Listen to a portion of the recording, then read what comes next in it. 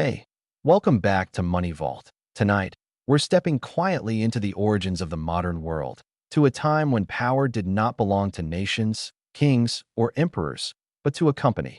Long before multinational corporations, stock markets, or global finance as we know it, there was a single organization that pioneered them all, and then used those tools to dominate the planet. The IT did not rise with banners or royal bloodlines. That IT rose with contracts, balance sheets, and carefully calculated violence. The Dutch East India Company was not just a trading business. That IT minted its own money. That IT commanded private armies. That IT signed treaties, waged wars, overthrew governments, and trafficked enslaved people across oceans. From the spice islands of Indonesia to the ports of India and Japan, this company ruled vast territories as if it were a nation itself, deciding who could trade, who could live, and who would be erased from history. This was the first corporation ever created, and for nearly 2 centuries, it functioned as a sovereign power, reshaping global trade, building colonial empires, and laying the foundations of modern capitalism as we live under it today. Before we begin, tell me, where are you listening from tonight? And if you enjoy calm, cinematic documentaries about hidden empires, forgotten power, and the forces that quietly shape our world, subscribe to Money Vault. Now, let's begin the story of the corporation that ruled the world. Chapter 1. A world before corporations. At the dawn of the 17th century, the world operated on a very different rhythm. Trade was slow, dangerous, and deeply personal. Merchants financed voyages with their own fortunes, ships disappeared at sea without explanation, and a single failed expedition could erase generations of wealth. There were no public stock markets, no limited liability protections, and no legal separation between a trader's business and their personal survival. Europe was hungry, not just for profit, but for spices, silk, porcelain, and access to the wealth of Asia. Nutmeg, cloves, and pepper were worth more than gold in European markets, and whoever controlled their supply controlled the flow of money across continents. Portugal had dominated these routes for nearly a century, building forts and monopolies across the Indian Ocean. Spain ruled the Americas.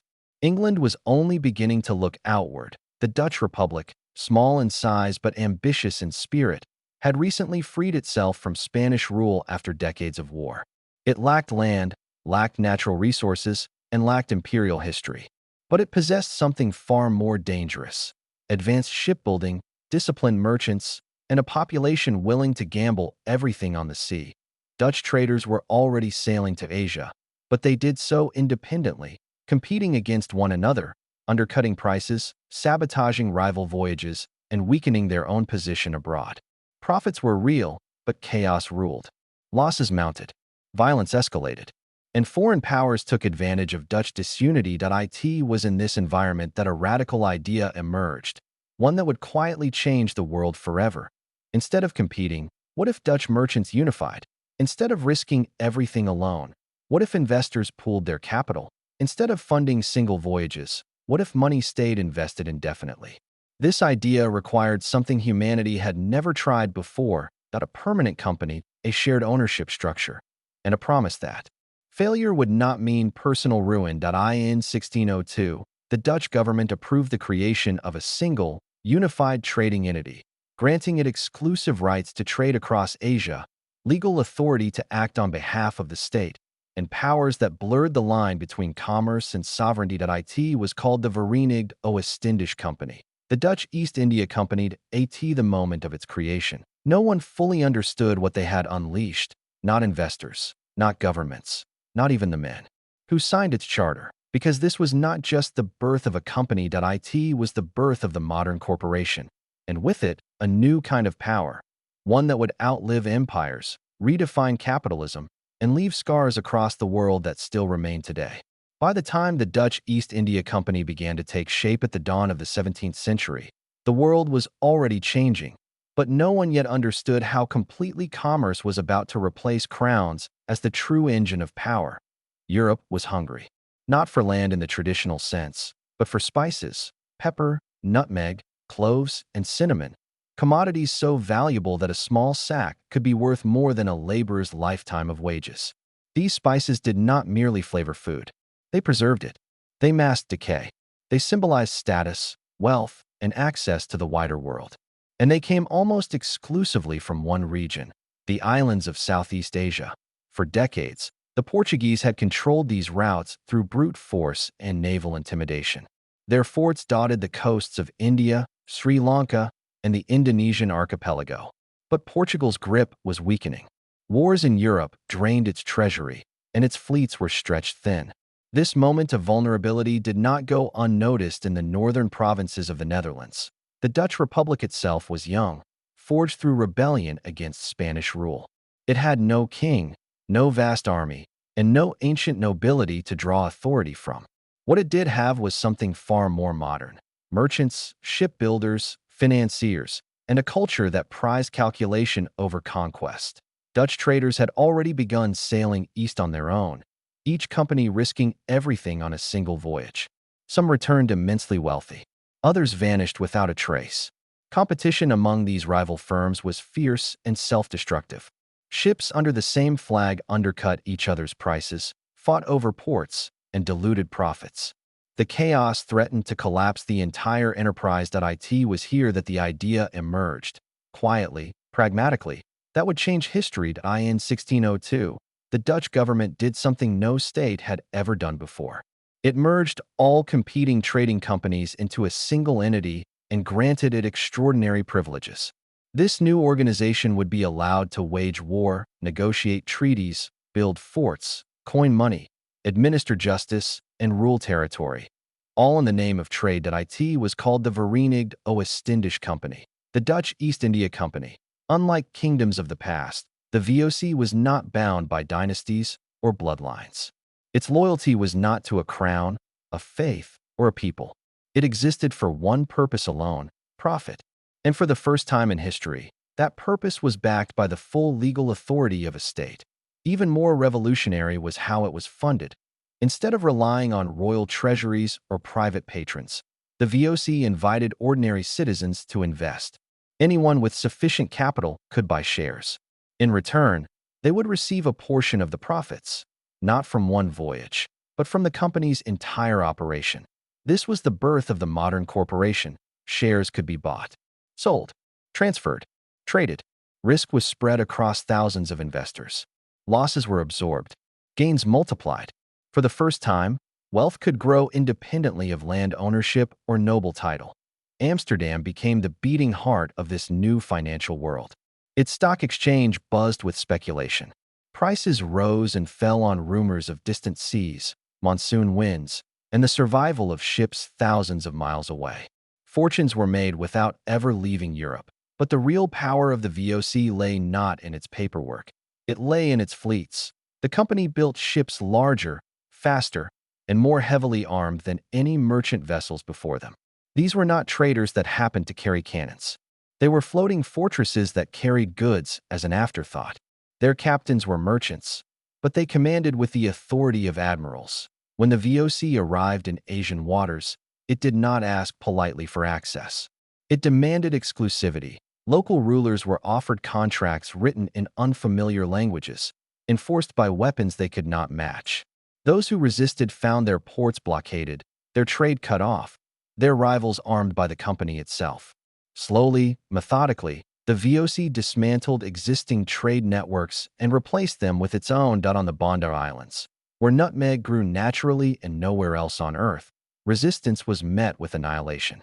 Entire populations were displaced or killed so the company could control supply and inflate prices in Europe. The spice that flavored Dutch kitchens was soaked in blood long before it reached the table. And yet, from the perspective of investors back home, everything appeared calm. Dividends were paid. Profits soared. Annual reports spoke in neat columns of numbers, masking the violence that sustained them. This separation between consequence and reward was one of the VOC's greatest innovations. Distance made cruelty abstract. Decisions made in Amsterdam echoed in Java, Ceylon, and the Moluccas months later, carried by ships and sealed by contracts. Responsibility dissolved into bureaucracy. No single person felt accountable. The company acted as a system, not a conscience. As decades passed, the VOC grew into something unprecedented. It controlled vast stretches of coastline. It commanded tens of thousands of soldiers. It governed millions of people who had never heard of the Netherlands, let alone consented to its rule. The Dutch East India Company had become more than a business. It was a state within a state, an empire without a crown. A machine designed to extract wealth, powered by war, law, and finance working in perfect alignment. And this was only the beginning. By the dawn of the 17th century, the Dutch Republic stood at a crossroads of opportunity and anxiety. Spain and Portugal had grown rich from overseas empires, drawing silver, spices, and prestige from distant lands. The Dutch, newly independent and still fragile, understood a simple truth: survival required access to global trade. But access alone was not enough. Control was everything. In 1602, the Dutch government took a step that would quietly change the course of history. Rather than allowing dozens of competing merchant ventures to weaken one another, it forced them into a single unified entity. This new organization was called the Verenigde Oost-Indische Company, the Dutch East India Company. The VOC. On paper, it was a business. In reality, it was something entirely new. For the first time, a company was granted permanent capital. Investors could buy shares, trade them freely, and expect dividends without the company ever dissolving. This innovation gave the VOC a financial advantage no rival could match. While other expeditions rose and fell with each voyage, the VOC endured, accumulating wealth, experience, and power with every passing year. But money alone was not the company's true weapon. The Dutch government granted the VOC authority that traditionally belonged only to states. It could wage war. It could negotiate treaties. It could build forts, command armies, and govern territories overseas. The line between commerce and sovereignty quietly disappeared. Shareholders became stakeholders not just in profit, but in conquest. From Amsterdam, directors known as the Heren 17 issued instructions that would echo across oceans. They spoke in the calm language of trade, but their decisions carried consequences measured in blood and displacement. Routes were mapped not only for efficiency, but for domination. Ports were selected not for hospitality, but for control. As VOC ships pushed deeper into the Indian Ocean, they carried more than cargo. They carried contracts, cannons, and a vision of monopoly enforced by force. Local rulers were approached with agreements that seemed temporary and beneficial. Over time, these agreements hardened into obligations. Obligations became dependencies. Dependencies became submission. The spice trade revealed the company's true nature most clearly. Nutmeg, cloves, and mace were rare in Europe and unimaginably valuable. Control over their source meant control over prices, markets, and entire economies. The VOC pursued this control relentlessly. Islands were blockaded. Harvests were regulated. Competing traders were expelled or eliminated. Entire communities were uprooted when they resisted the company's demands. Violence was never described as violence in company records. It was recorded as stabilization. Pacification. Securing interests. In the Banda Islands, where nutmeg trees grew naturally, the VOC faced resistance from local populations unwilling to surrender their autonomy. The response was swift and devastating. Traditional systems were dismantled.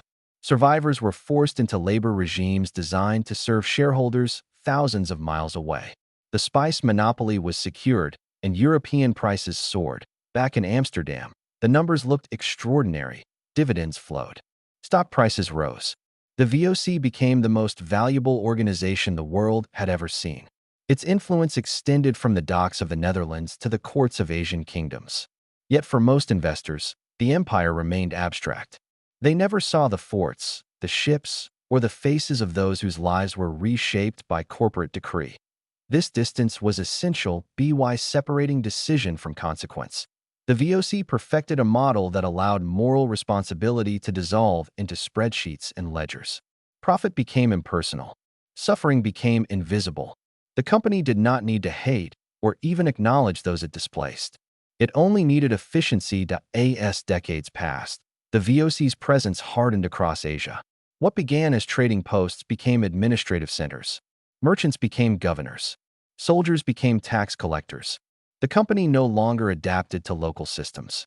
It replaced them.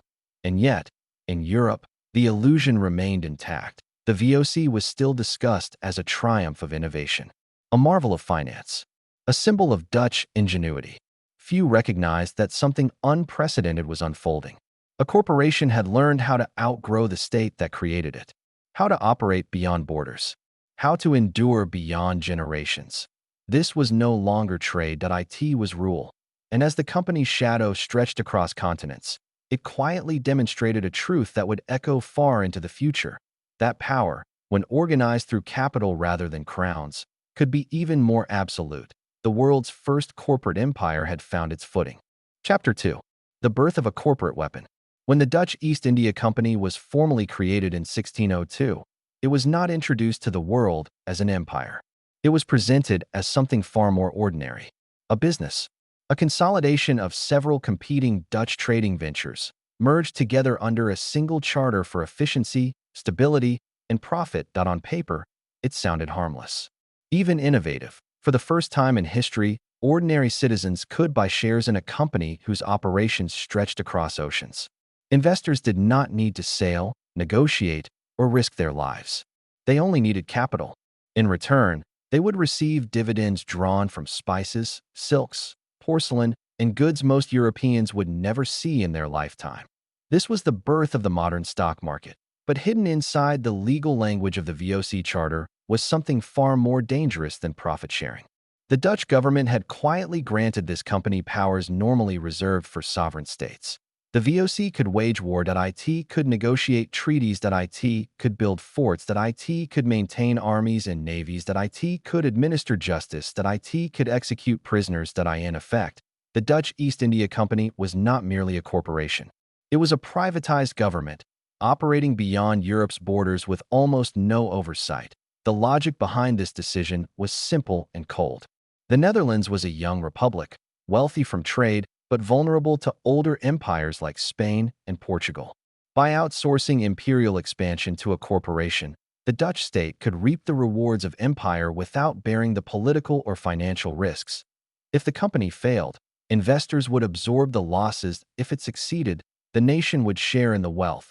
This arrangement created something the world had never seen before, a profit-driven empire where violence, diplomacy, and governance were not guided by ideology or religion, but by return on investment. From its headquarters in Amsterdam, the VOC's directors, known as the Heren 17, governed this global operation like distant gods. They rarely traveled. Most never saw Asia. Yet their decisions would determine the fate of millions of people across Africa and the East Indies. Orders were written calmly, formally, and with precision. So many tons of spice required, so many ships dispatched, so much resistance deemed acceptable. Human lives were reduced to line items. VOC fleets expanded across the Indian Ocean. They did not arrive as explorers. They arrived as enforcers. Their goal was not coexistence, but control.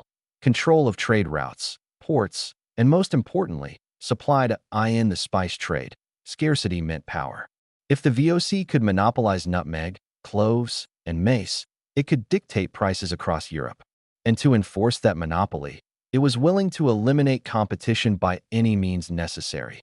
This corporate mindset transformed commerce into conquest. Local rulers were offered alliances that quickly became ultimatums.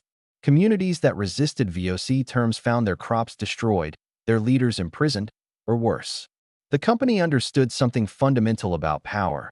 You did not need to rule everyone, only the choke points, islands, harbors, shipping lanes. And once those were secured, entire regions fell into dependency. By the early 1600s, the Dutch East India Company had already begun replacing older empires, not through royal banners or religious conversion, but through contracts backed by cannons. It spoke the language of trade, but its grammar was force. What made the VOC truly revolutionary and terrifying was not its violence. Empires had always been violent. It was that this violence was justified not by destiny or divine right, but by shareholder expectation. Every conquest had to pay. Every massacre had to make sense on a balance sheet. Every decision was filtered through profit. This was the moment when capitalism and empire fused into a single machine.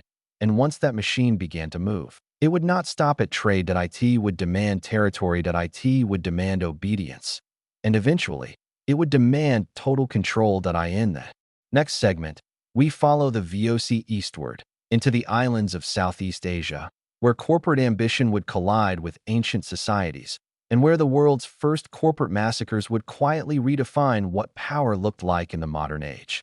By the early 17th century, the Dutch East India Company no longer resembled a merchant venture. It was becoming something far more complex, far more powerful, and far more dangerous.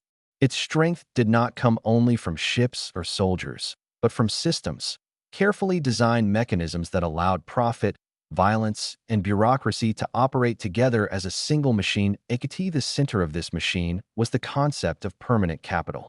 Unlike earlier trading ventures, which dissolved after each voyage, the company's capital remained locked in place. Investors could not demand their money back. Instead, they could sell their shares to others. This simple rule changed everything. It meant the company could think in decades rather than seasons. Losses in one year could be absorbed. Wars could be financed.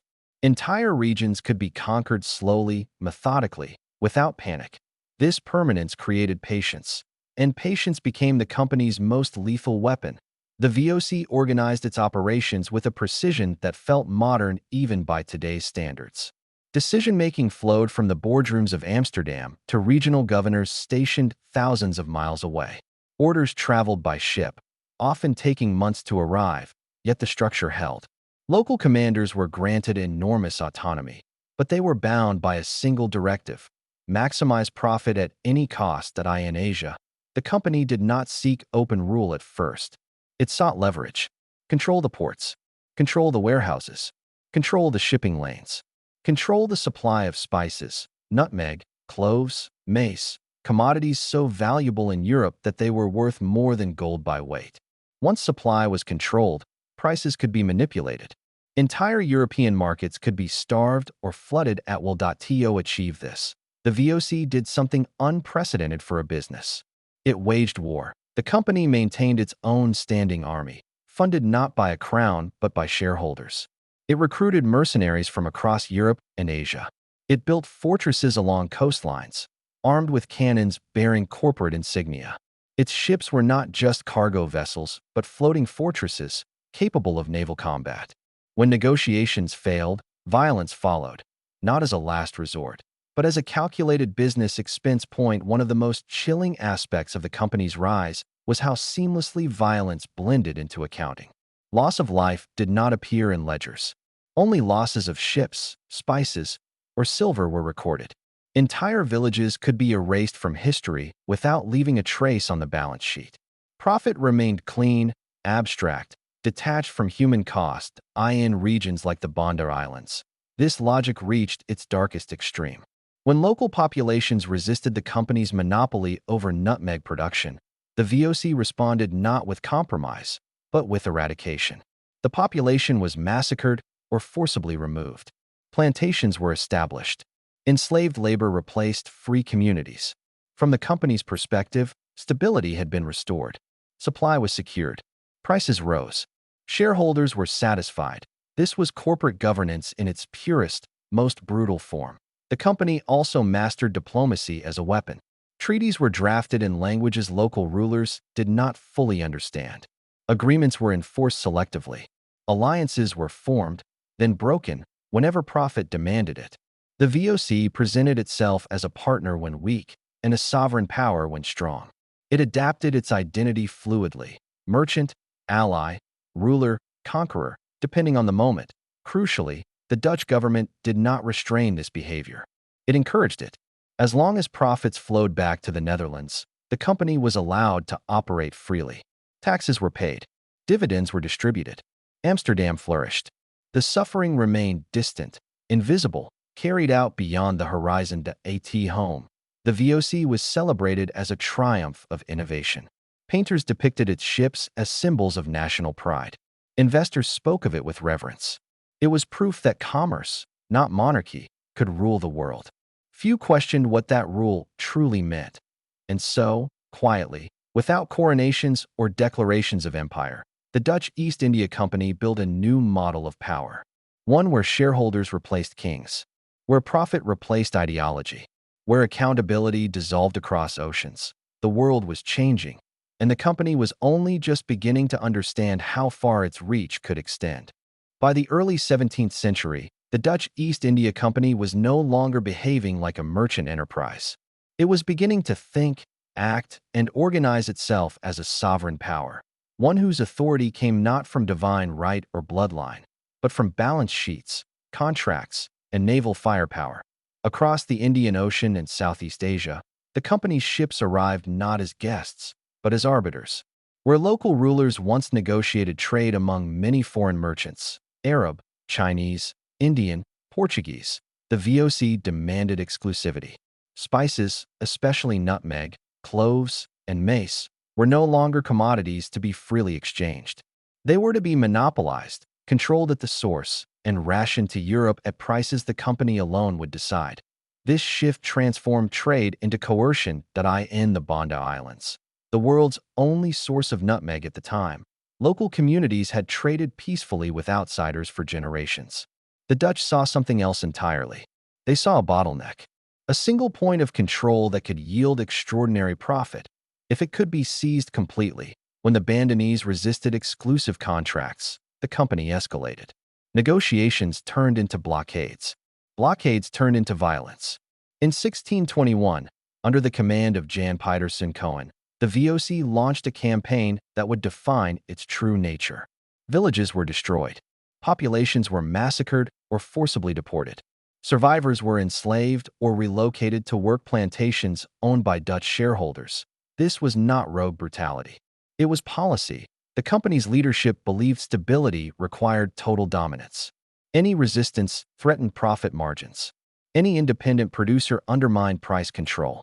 The solution, in their view, was not compromise. It was elimination. The Banda Islands became a controlled corporate plantation zone, worked by enslaved labor imported from across Asia and Africa.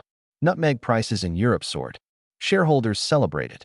Annual dividends climbed to levels previously unimaginable. Thousands of miles away, the violence that made this possible remained invisible. This pattern repeated itself across the region. In Java, the company intervened in succession disputes, backing rulers who agreed to favorable contracts. In return, VOC troops suppressed rebellions and enforced tax collection. Local sovereignty slowly eroded, replaced by treaties written in Dutch legal language few fully understood. The company did not need to formally annex territory. Control through debt, dependency, and military presence proved far more efficient. By mid-century, the VOC maintained forts, shipyards, courts, prisons, and warehouses across Asia. It minted its own coins. It signed treaties. It declared wars. Its employees governed cities where European law applied to Asian populations, often harshly, selectively, and without appeal. What made this empire unique was not its cruelty. Empires had always relied on violence, but its structure. Decisions were made in boardrooms. Human lives were reduced to entries in ledgers. Success was measured not in loyalty or legitimacy, but in return on investment. Even its soldiers were assets. Debts were costs. Conquests were capital expenditures justified by future revenue streams. And as the company grew richer, so did its appetite. By the late 1600s, the Dutch East India Company had become the most powerful commercial organization the world had ever seen. Its fleets dominated sea lanes from the Cape of Good Hope to Japan. Its influence shaped the politics of entire regions. Its profits financed the Dutch Golden Age, art, science, and architecture, while its brutality was absorbed quietly into distant lands to European investors. The company represented order, innovation, and progress to millions living under its reach. It represented something else entirely, a new kind of ruler. One without a face, one without borders, one that answered only to profit. And in the next phase of its rise, even this unprecedented power would not be enough. The corporation that ruled the seas would soon begin to consume itself from within. Chapter 3. Monopoly by Force. By the early 17th century, the Dutch East India Company had already crossed a threshold no private enterprise had ever reached before. It was no longer simply a merchant organization moving spices across oceans. It was becoming something far more permanent, more structural, and more dangerous. The VOC was transforming trade into rule, commerce into command, and profit into policy. The center of this transformation was one idea that would define the company's behavior for the next 2 centuries. Monopoly was not something to negotiate. It was something to enforce. The VOC did not believe markets should be competitive. Competition, in their view, weakened prices, diluted control, and invited instability. Instead, they believed the flow of global wealth depended on singular dominance. One buyer, one seller, one authority, and that authority would be them. Nowhere was this belief applied more brutally than in the Spice Islands of Southeast Asia, particularly the Banda Islands. These small, fertile lands were the world's only source of nutmeg and mace, spices so valuable in Europe that they were worth more than gold by weight. Control of Banda meant control of European kitchens, medicine cabinets, and fortunes. The local Bandanese people had traded nutmeg freely for generations, selling to Arab, Chinese, Portuguese, and English merchants alike. They did not recognize exclusivity. They did not understand why one foreign company should dictate whom they could trade with. To the VOC, this independence was unacceptable. At first, the Dutch attempted treaties. They offered protection in exchange for exclusive trade rights. But the Bandanese refused to surrender their autonomy. They continued selling to anyone who came with silver and ships. And so, the company shifted strategies. In 1621, under the command of Governor-General Jan Pietersen Cohen, the VOC launched a campaign that would permanently stain its legacy. Dutch forces invaded the Banda Islands with military precision. Villages were surrounded. Leaders were captured. Resistance was crushed systematically. What followed was not a battle. It was eradication. Thousands of Bandanese were killed. Others were enslaved, deported, or forced to flee into the sea. Entire communities disappeared. The surviving population was reduced to a fraction of its original size. Their lands were confiscated and reorganized into Dutch-owned plantations, worked by enslaved labor brought in from elsewhere. With the indigenous population removed, the monopoly was complete. Nutmeg prices in Europe soared. The VOC shareholders celebrated. Dividends flowed. In Amsterdam, this violence was invisible, reduced to numbers on a ledger, profits on a page. The connection between massacre and margin was never acknowledged publicly, but it was understood privately. Force worked. This pattern repeated itself across the region. In Java, the company intervened in local succession disputes, backing rulers who would sign favorable trade agreements. In the Moluccas, they destroyed clove trees outside their control to limit supply and raise prices. In Malacca, they displaced Portuguese power not to liberate trade, but to absorb it. The VOC did not govern territories for the sake of administration. It governed them to stabilize profit. To enforce its will, the company maintained a permanent private army and navy. Soldiers were not citizens. They were employees. Officers answered not to a crown or a parliament, but to a boardroom in the Netherlands. Orders were issued with the language of accounting rather than honor or ideology. Costs, returns, risk mitigation. This corporate logic produced a new form of violence, one that was bureaucratic, calculated, and detached. Decisions about war and peace were framed as operational necessities. Human lives became variables. Entire societies became obstacles to efficiency. Yet, from Europe's perspective, the VOC was a marveled. It pioneered the modern stock exchange. It issued dividends regularly. It published reports. It diversified assets. It reduced investor risk by spreading operations across continents. To many, it represented the future of capitalism, orderly, profitable, and unstoppable. But beneath that polished image was a system that relied on coercion as its foundation. The company's monopoly was not sustained by superior products or innovation alone. It was sustained by intimidation, destruction, and the deliberate reshaping of local economies to serve distant shareholders. Markets were not allowed to form naturally. They were engineered through fear. By the mid-1600s, the VOC had secured control over the most lucrative spice routes on Earth. But in doing so, it had also crossed a line. It was no longer merely participating in global trade. It was redesigning it by force. And as the company expanded its reach, the consequences of this model would grow heavier, more complex, and increasingly difficult to contain. By the early 17th century, The Dutch East India Company had already crossed a line no business had ever crossed before. It was no longer simply a trading enterprise operating at the edges of empires. It was becoming something entirely new, a corporate state. From its headquarters in Batavia, modern-day Jakarta, the company governed vast territories with an authority that rivaled European monarchs. It issued laws, enforced contracts, collected taxes, and administered justice. Local rulers were not negotiated with as equals. They were coerced, bribed, or quietly removed. The company's seal carried more weight than royal decrees across much of Southeast Asia. What made this power especially dangerous was its structure. The VOC was not accountable to a king who could be overthrown, nor to a public bound by national identity. It answered only to shareholders, distant investors in Amsterdam who would never see the lands their profits came from. Violence, exploitation, and coercion were not moral questions within this system. They were line items to eye in the Spice Islands of Banda. This logic reached its most brutal form.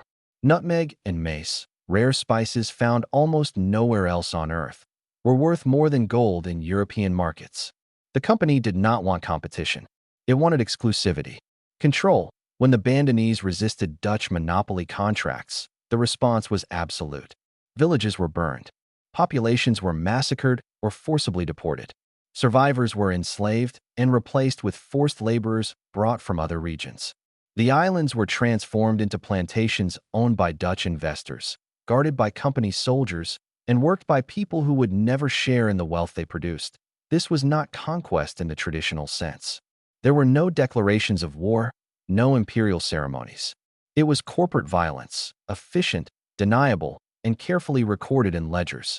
The VOC did not describe these actions as atrocities.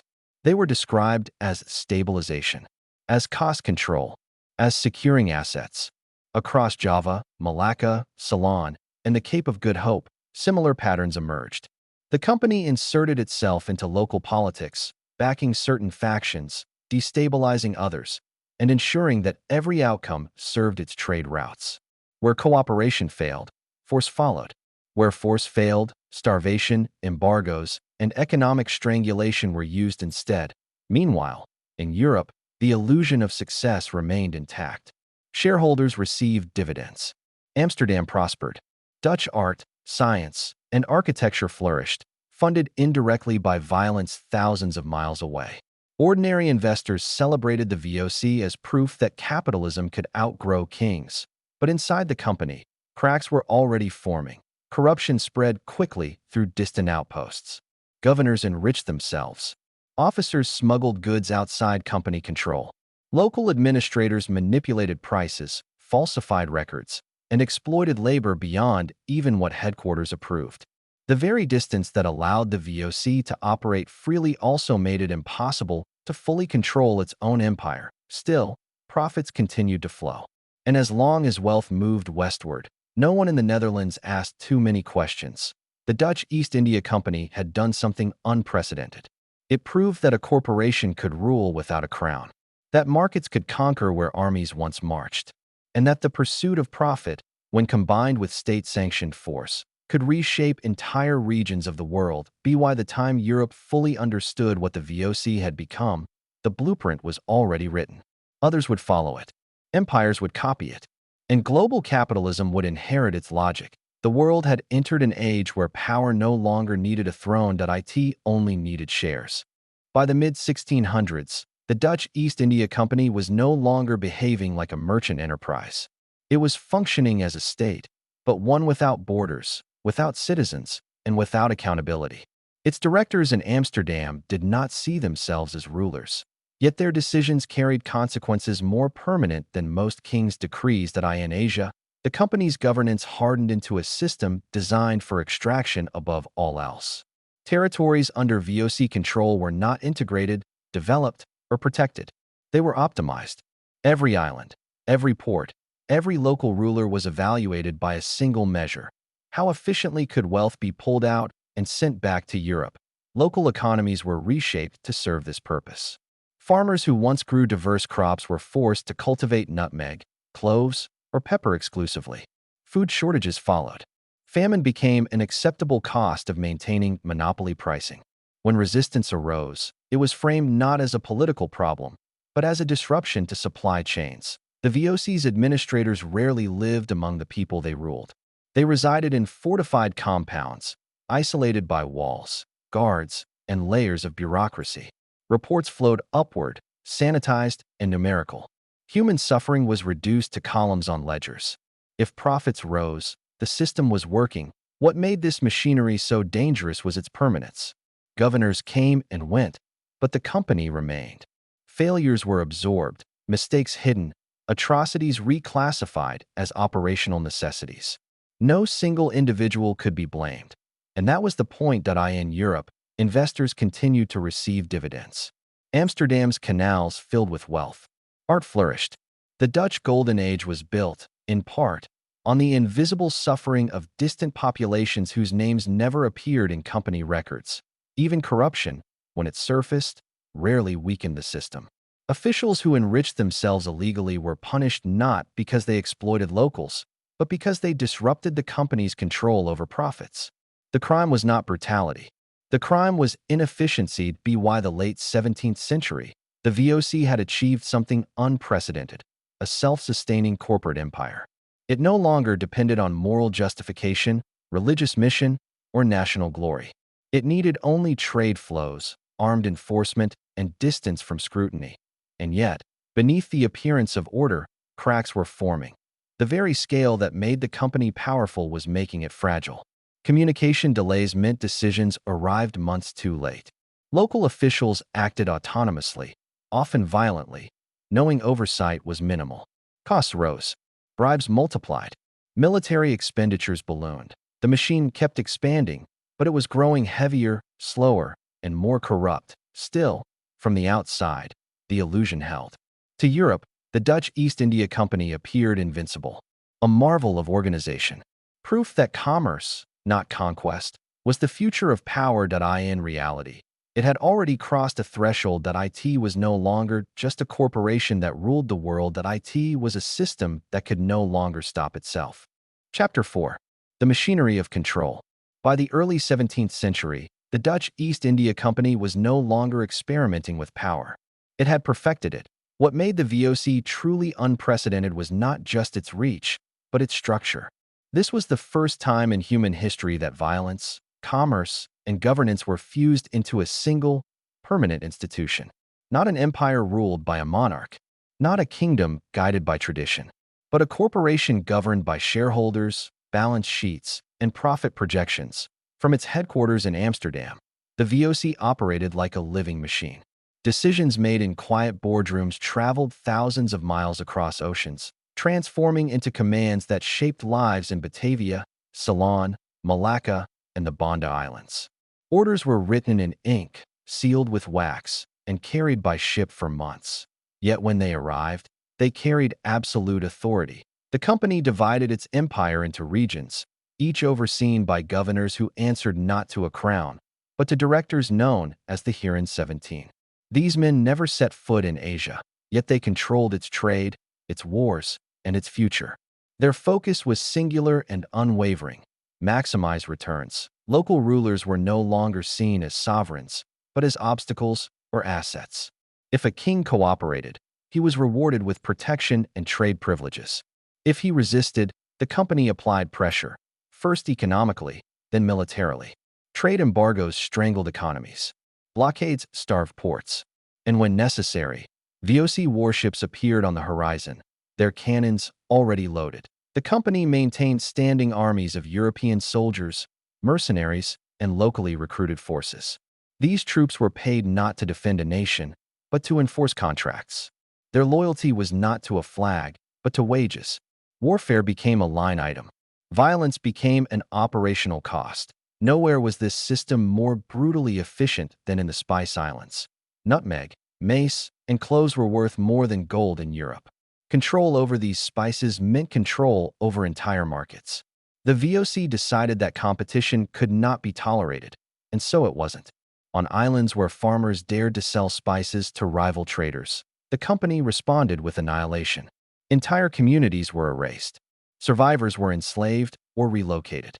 The land was then repopulated with laborers who worked exclusively for the company, under constant supervision. This was not chaos.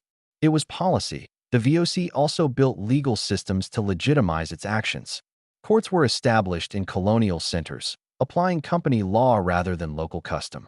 Contracts signed under duress were treated as binding. Resistance was reframed as criminality. Executions were recorded as administrative outcomes. Even religion became a tool. Missionaries were supported when conversion aided compliance, suppressed when belief threatened stability. Every cultural element was evaluated through the same lens. Does this increase control or reduce profit? And all of it flowed back to the shareholders. Profits were extraordinary. Dividends paid by the VOC were among the highest ever recorded, sustained for decades. Investors who had never left the Netherlands grew wealthy from lands they would never see, from people they would never meet, from violence they would never witness.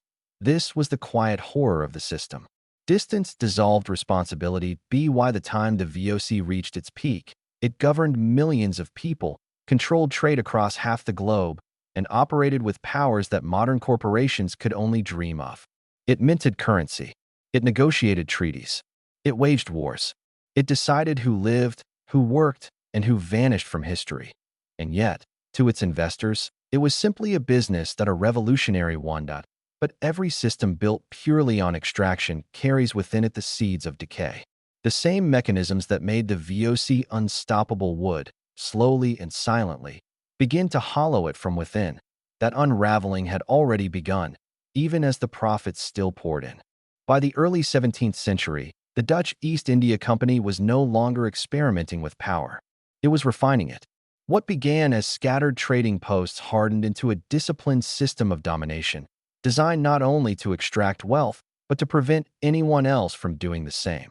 The company understood something most empires learned too late. Control of trade meant control of time. Whoever dictated when spices moved, where ships docked, and which ports remained open could quietly starve rivals without firing a single shot. So the VOC built a network that moved with clockwork precision. Warehouses rose beside harbors. Fortresses watched narrow straits. Account books tracked cargo with an almost obsessive attention to detail. The center of this system was Batavia, modern-day Jakarta. The city was not merely a colonial capital. It was a command center. From Batavia, company officials coordinated fleets across the Indian Ocean, enforced monopolies, and issued orders that could reshape entire regions. Governors lived behind thick walls, surrounded by clerks, soldiers, and ledgers that recorded the flow of cloves, nutmeg, mace, and pepper as if they were veins carrying blood through an imperial body. The company's monopoly was not theoretical. It was enforced through calculated cruelty. In the Banda Islands, where nutmeg grew naturally and nowhere else on Earth, the VOC decided that independence itself was a threat. Local producers who refused exclusive contracts were punished. Villages were emptied. Fields were burned. Populations were reduced to ensure that supply could be controlled completely. Survivors were forced into labor systems that tied their survival directly to company warehouses. This violence was not chaotic. It was planned. Reports were written. Costs were calculated. Lives were weighed against profits in quiet offices thousands of miles away. For the VOC, domination was simply another line item, justified by shareholders who would never see the lands they owned through stock certificates. The company's ships sailed with cannon-lined hulls, ready to confront pirates, rivals, or entire navies. These were not merchant vessels pretending to be harmless. They were floating fortresses authorized to seize cargo, blockade ports, and sink opposition if necessary. In many regions, the VOC fleet was the most powerful maritime force present, outmatching local rulers and European competitors alike. Yet the most enduring weapon of the company was not military. It was legal. The VOC drafted contracts that bound rulers into dependency, often written in languages they did not fully understand, enforced by force once signed. Treaties granted exclusive trading rights, land concessions, and political influence, slowly eroding sovereignty while preserving the illusion of partnership. As decades passed, entire economies bent around company demands. Farmers planted what the VOC required. Ports rose or fell based on company favor. Wealth flowed outward toward Amsterdam, where investors celebrated dividends without ever hearing the names of the islands that paid for them. By this stage, the Dutch East India Company had achieved something unprecedented. It had built a self-sustaining machine of control, one that governed land and sea, commerce and law, violence and finance. It did not need a crown to legitimize its authority. Its power came from balance sheets, contracts, and the quiet certainty that resistance, sooner or later, would become unprofitable. The corporation was no longer serving the Dutch Republic. In many ways, the Republic was serving it. By the time the Dutch East India Company entered the middle of the 17th century, its power no longer resembled that of a business. It resembled a sovereign force, quiet, organized, and absolute. What made the company so enduring was not only its military strength or its profits, but its ability to turn violence into routine administration. Conquest was no longer dramatic. It was procedural. Across the Indonesian archipelago, VOC officials replaced local rulers not always with armies, but with contracts written in a language the locals did not fully understand. Treaties promised protection and exclusive trade rights, but in practice they stripped kingdoms of sovereignty. Once signed, these agreements allowed the company to station troops, collect taxes, and dictate what crops could be grown and which could not. The Banda Islands became the most chilling example of how the VOC enforced its monopoly. Nutmeg, a spice worth more than gold in Europe, grew almost nowhere else on Earth. When the Bandanese resisted Dutch control and attempted to trade freely with the English, the company responded with annihilation. Villages were burned. Leaders were executed. Entire populations were deported or killed. The islands were then repopulated with enslaved laborers, forced to grow nutmeg exclusively for Dutch profit. This was not an accident. It was policy. The company justified these actions through a carefully constructed narrative of order and commerce. In their records, massacres were labeled as pacification. Forced labor became employment. Slavery was reframed as contract obligation. Language became a weapon, one that softened brutality into bureaucracy. Meanwhile, in Europe, shareholders rarely questioned how profits were made. Dividends arrived regularly. Stock prices rose. The VOC had become the world's first multinational corporation, and its investors were the first to benefit from globalized exploitation without ever leaving home. Inside Asia, however, resentment simmered. Farmers were forbidden from growing food crops if spices were more profitable. Local economies collapsed as trade routes were redirected solely toward Dutch interests. Famines increased. Rebellions broke out and were crushed swiftly, often before news could reach Europe. What made the VOC especially dangerous was its permanence. Armies eventually withdraw. Empires eventually fall. But the company did neither.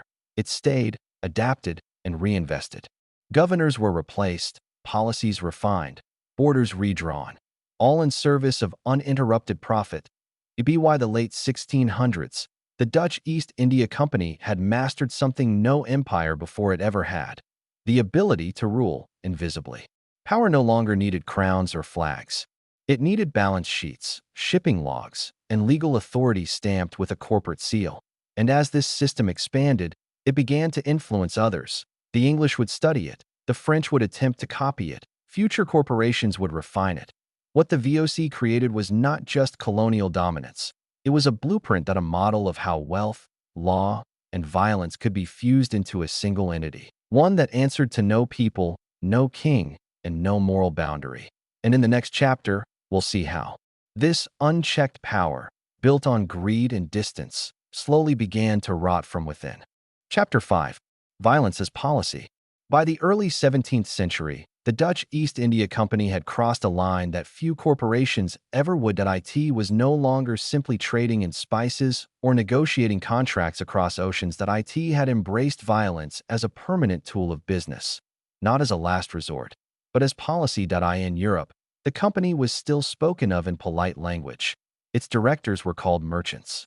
Its ships were described as trading vessels. Its profits were celebrated as proof of Dutch ingenuity. But in Asia, the VOC was known by a very different reputation. Here, it ruled through fear, discipline, and calculated brutality. The company's directors in Amsterdam had one overriding objective: monopoly. Not competition, not partnership, Control. Nutmeg, cloves, mace, pepper. These were not just spices. They were strategic resources, capable of generating profits that could destabilize entire European economies. And as long as independent producers existed, as long as local traders sold to rival powers, the VOC's monopoly was incomplete. So the company chose a solution that no government officially endorsed, but quietly accepted. Eliminate the competition. In the Banda Islands, a small archipelago in eastern Indonesia, the VOC faced resistance from local communities who had traded nutmeg freely for generations. These islanders refused exclusive contracts.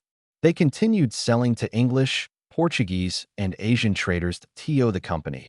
This was not independence. It was sabotage. In 1621, the VOC's Governor-General Jan Pieterszoon Cohen ordered a military campaign that would define the true nature of the corporation. Company soldiers landed on Banda with muskets, cannons, and written orders from the VOC leadership. What followed was not a battle. It was extermination. Entire villages were destroyed. Local leaders were executed publicly. Thousands were killed or forced into exile. The surviving population was enslaved and compelled to work on Dutch-controlled plantations.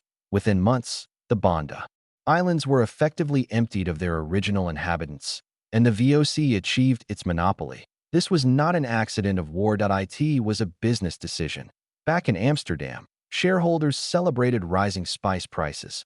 Dividends increased. Company reports referred to the operation as a successful pacification. There were no trials, no inquiries, no moral reckoning, because the violence occurred far away, beyond the horizon, beyond the conscience of investors. The Banda massacre was not an exception. It was a blueprint. Across Southeast Asia, the company repeated the same pattern. If rulers cooperated, they were rewarded with protection and limited trade rights. If they resisted, the VOC deployed force. Naval bombardments, assassinations, blockades, and starvation tactics. Cities were besieged until commerce collapsed. Ports were burned to prevent rivals from landing. Entire economies were strangled to enforce Dutch pricing, and all of it was recorded not as conquest, but as accounting. Losses were calculated. Gains were projected. Human lives were reduced to variables in a balance sheet. What made the VOC uniquely dangerous was not just its violence, but its legal insulation. As a corporation, it could distance its shareholders from responsibility. As a quasi-state, it could claim sovereignty when convenient. And as a private entity, it avoided the diplomatic consequences that normally followed imperial atrocities. If questioned, the company insisted it was merely protecting trade routes. If criticized, it pointed to its charter. If condemned, it reminded governments how much tax revenue it generated. The Dutch state benefited enormously from this arrangement. Amsterdam's financial markets thrived.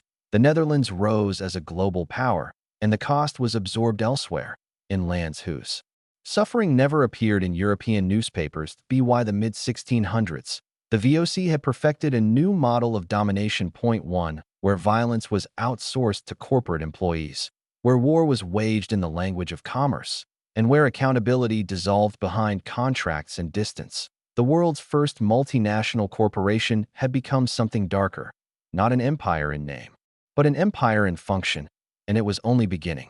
By the middle of the 17th century, the Dutch East India Company no longer behaved like a merchant enterprise. It behaved like a permanent force of control. What had once been an experiment in shared ownership and overseas trade had hardened into something colder and more disciplined, a system designed not just to extract profit, but to eliminate alternatives. The VOC understood something earlier than any organization before it. Trade was only powerful when competition was destroyed. In the Indonesian archipelago, this philosophy took its most brutal form. The Banda Islands, a small cluster of volcanic land surrounded by turquoise waters, were the world's only source of nutmeg, a spice so valuable in Europe that a small pouch could buy a house in Amsterdam. Nutmeg was not just flavor. It was believed to cure plague, preserve food, and extend life itself. The Bandanese people had traded nutmeg freely for generations. They negotiated with the English, the Portuguese, local traders, and the Dutch, choosing the best prices, maintaining independence, refusing exclusivity to the VOC.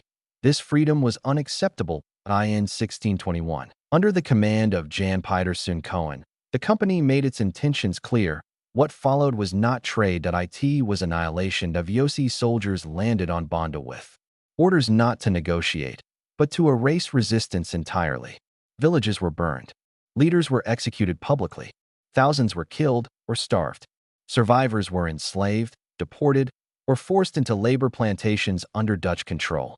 Within months, the indigenous population of Banda had been almost completely wiped out. The islands were then repopulated with enslaved laborers from across Asia, overseen by Dutch planters loyal to the company.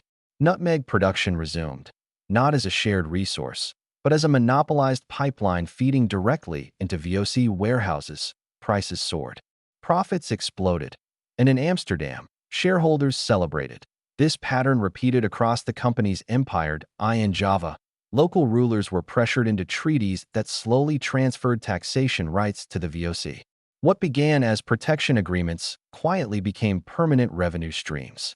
The company collected land taxes, controlled harvests, and dictated which crops could be grown, often forcing farmers to abandon food production in favor of export commodities. Famine followed. But famine was not seen as a failure. It was a cost. In Sri Lanka, cinnamon forests were seized and guarded by company militias. Indigenous harvesters were forced into quotas, punished for shortages, and executed for smuggling. The spice trade, once decentralized and adaptive, became rigid and violent. Everywhere the VOC went, complexity collapsed into control. The company also perfected something more subtle than violence: bureaucratic domination. Its records were meticulous. Cargo logs, payrolls, tax receipts, legal rulings, all preserved, cross-referenced, audited. Power was no longer personal. It was procedural.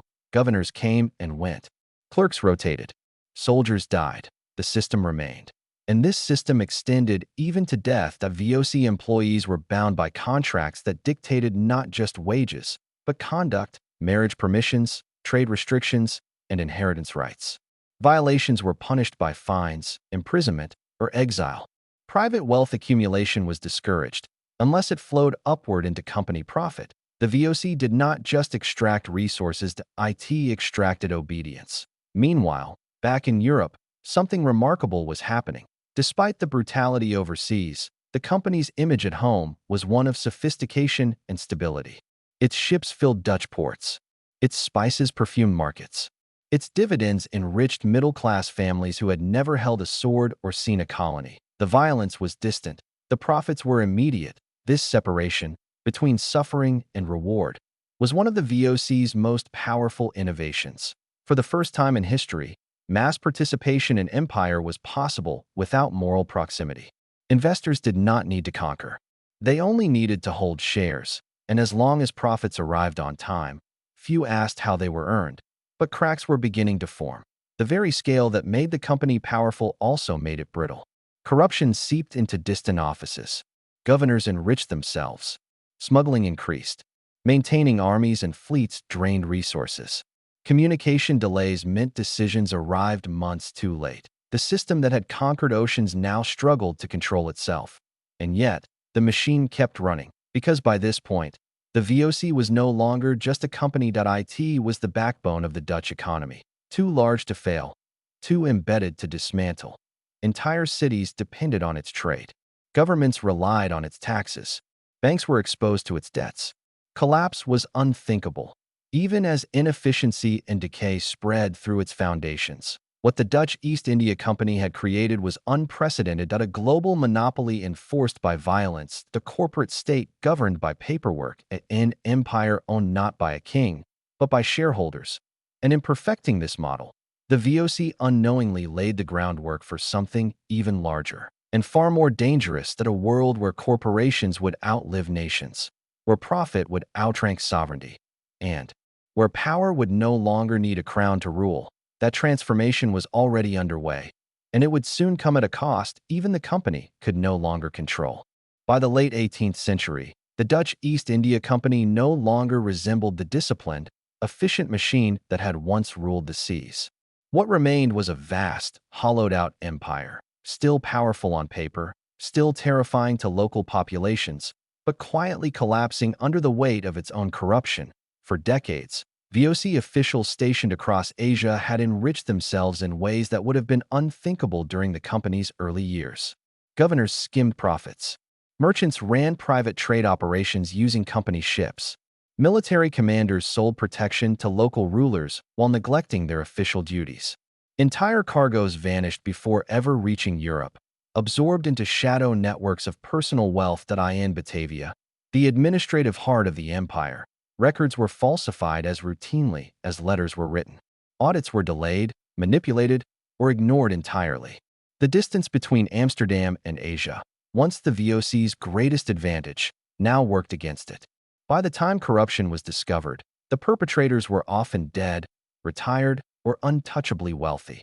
Meanwhile, global conditions were changing. European competitors had learned from the VOC's model. The British East India Company modernized its administration. Private merchants bypassed monopolies through smuggling and alternative trade routes. Asian producers, once trapped by force, found new buyers willing to pay higher prices. The carefully engineered scarcity that had fueled VOC profits began to crumble. Wars made everything worse. The Dutch Republic was dragged into costly European conflicts, particularly against Britain. VOC ships were captured or destroyed. Supply lines fractured. Insurance costs skyrocketed. For the first time in its history, the company struggled to defend its own fleets. Debt quietly exploded that TO maintained dividends. Sacred promises made to shareholders. The VOC borrowed heavily. Loans were taken not to expand, but simply to survive. Profits were no longer funding dividends. Debt was. The illusion of prosperity remained intact even as the foundations rotted away to by the 1780s. The truth was impossible to hide. The company that had once been worth more than any corporation in history was effectively bankrupt. Its books showed staggering losses. Its armies were underpaid and mutinous. Its administrators were divided, defensive, and desperate. In 1796, the Dutch government intervened. The VOC was nationalized, quietly, almost apologetically. 2 years later, after nearly 2 centuries of existence, the Dutch East India Company was formally dissolved. Its territories became colonial possessions of the Dutch state. Its debts were absorbed by the public. Its shareholders, once promised eternal dividends, were left with fragments of what they believed was guaranteed wealth. There was no dramatic ending. No final battle. No public reckoning. No apology to the millions whose lives had been destroyed in the pursuit of profit. The company simply faded, yet its legacy never did. The VOC invented the modern corporation, publicly traded shares, limited liability, permanent capital, and state-backed corporate power. It proved that private companies could wage war, govern territories, manipulate markets, and reshape entire civilizations, all without democratic oversight. Every multinational corporation that operates across borders today carries traces of this design. Every debate about corporate accountability, monopoly power, and profit without responsibility echoes back to this moment in history. The Dutch East India Company ruled the world not because it was immortal, but because it showed what corporations could become when profit is allowed to outrank humanity. And long after its ships sank and its offices closed, the systems it created continued to sail forward, shaping the modern world in silence. Chapter 6. By the early 18th century, the Dutch East India Company no longer looked like a daring experiment in global trade. It looked like something far heavier, slower, and more fragile. For more than 100 years, the VOC had dominated oceans, dictated prices, and ruled vast territories across Asia. But beneath its immense power, cracks had begun to form. Quiet at first, almost invisible, yet impossible to stop once they spread. The very systems that once made the company unstoppable were now turning against it. The VOC was built for an era of monopoly, when information traveled slowly and competition could be crushed with cannons and contracts. But the world was changing. Other European powers, Britain, France, even smaller trading nations, had learned from the Dutch model. They copied its methods, improved upon them, and began challenging its dominance across trade routes that were once uncontested. Inside the company, inefficiency had become a way of life. The VOC's bureaucracy was enormous, layered, and deeply resistant to change. Decisions that once took weeks now took months. Orders sent from Amsterdam arrived in Asia outdated and impractical. Local governors, once loyal and tightly controlled, had grown accustomed to acting independently, often prioritizing personal enrichment over corporate discipline. Corruption, long tolerated as a necessary cost of empire, had expanded into something systemic. Company officials skimmed profits, manipulated ledgers, and engaged in private trade using VOC ships and protection. Entire fortunes were quietly siphoned away while the central administration remained willfully blind. The scale of the empire had made accountability almost impossible at the same time. The costs of maintaining power were rising sharply. Armies had to be paid. Forts had to be repaired. Ships had to be replaced. Wars, both against local populations and European rivals, drained resources faster than spice profits could replenish them. The company that once generated extraordinary returns now struggled to cover its own expenses. Global markets were also shifting. Spices, once rare and priceless in Europe, were becoming more common. Prices fell. Profit margins narrowed. The VOC's monopoly no longer guaranteed wealth, only control. And control, without profit, was an expensive illusion. Yet perhaps the most dangerous problem was psychological. The Dutch East India Company still believed it was invincible. Its leaders trusted tradition more than adaptation. They clung to old strategies, old hierarchies, old assumptions about power. While the world moved forward, the VOC remained trapped in the structure that had once made it great. This was not a collapse that arrived suddenly. It crept in quietly, through paperwork, through debt, through complacency. The empire still stood. The flag still flew. The ships still sailed. But beneath the surface, the first true signs of decline had already begun, and once the fall started, there would be no way to stop it. By the late 18th century, the Dutch East India Company still looked powerful on paper. Its ships continued to sail. Its flags still flew over distant ports. Its name still carried the weight of history. But beneath the surface, something was breaking. For decades, the VOC had relied on systems built for conquest, not sustainability. That IT extracted wealth aggressively, governed brutally, and reinvested very little back into the lands it controlled. Corruption had become routine. Officials enriched themselves quietly, skimming profits before they ever reached Amsterdam. Entire regional administrations operated like private kingdoms, loyal to personal gain rather than corporate survival. The company's finances became increasingly opaque. Dividends were paid not from profits, but from debt. New loans were taken simply to cover old obligations. What had once been the most disciplined corporate machine in the world was now running on borrowed time. At the same moment, the global environment was changing. Other European powers learned from the VOC's playbook. The British East India Company expanded aggressively. French and Portuguese traders adapted faster, with more flexible governance. Competition increased, margins shrank, and the monopolies the VOC once enforced through violence were slowly eroded. Inside the Netherlands, public opinion began to shift. The same investors who once celebrated guaranteed profits now questioned where the money had gone. Audits revealed staggering inefficiencies. Warehouses sat half-empty. Ships were poorly maintained. Entire fleets were lost not to enemies, but to neglect.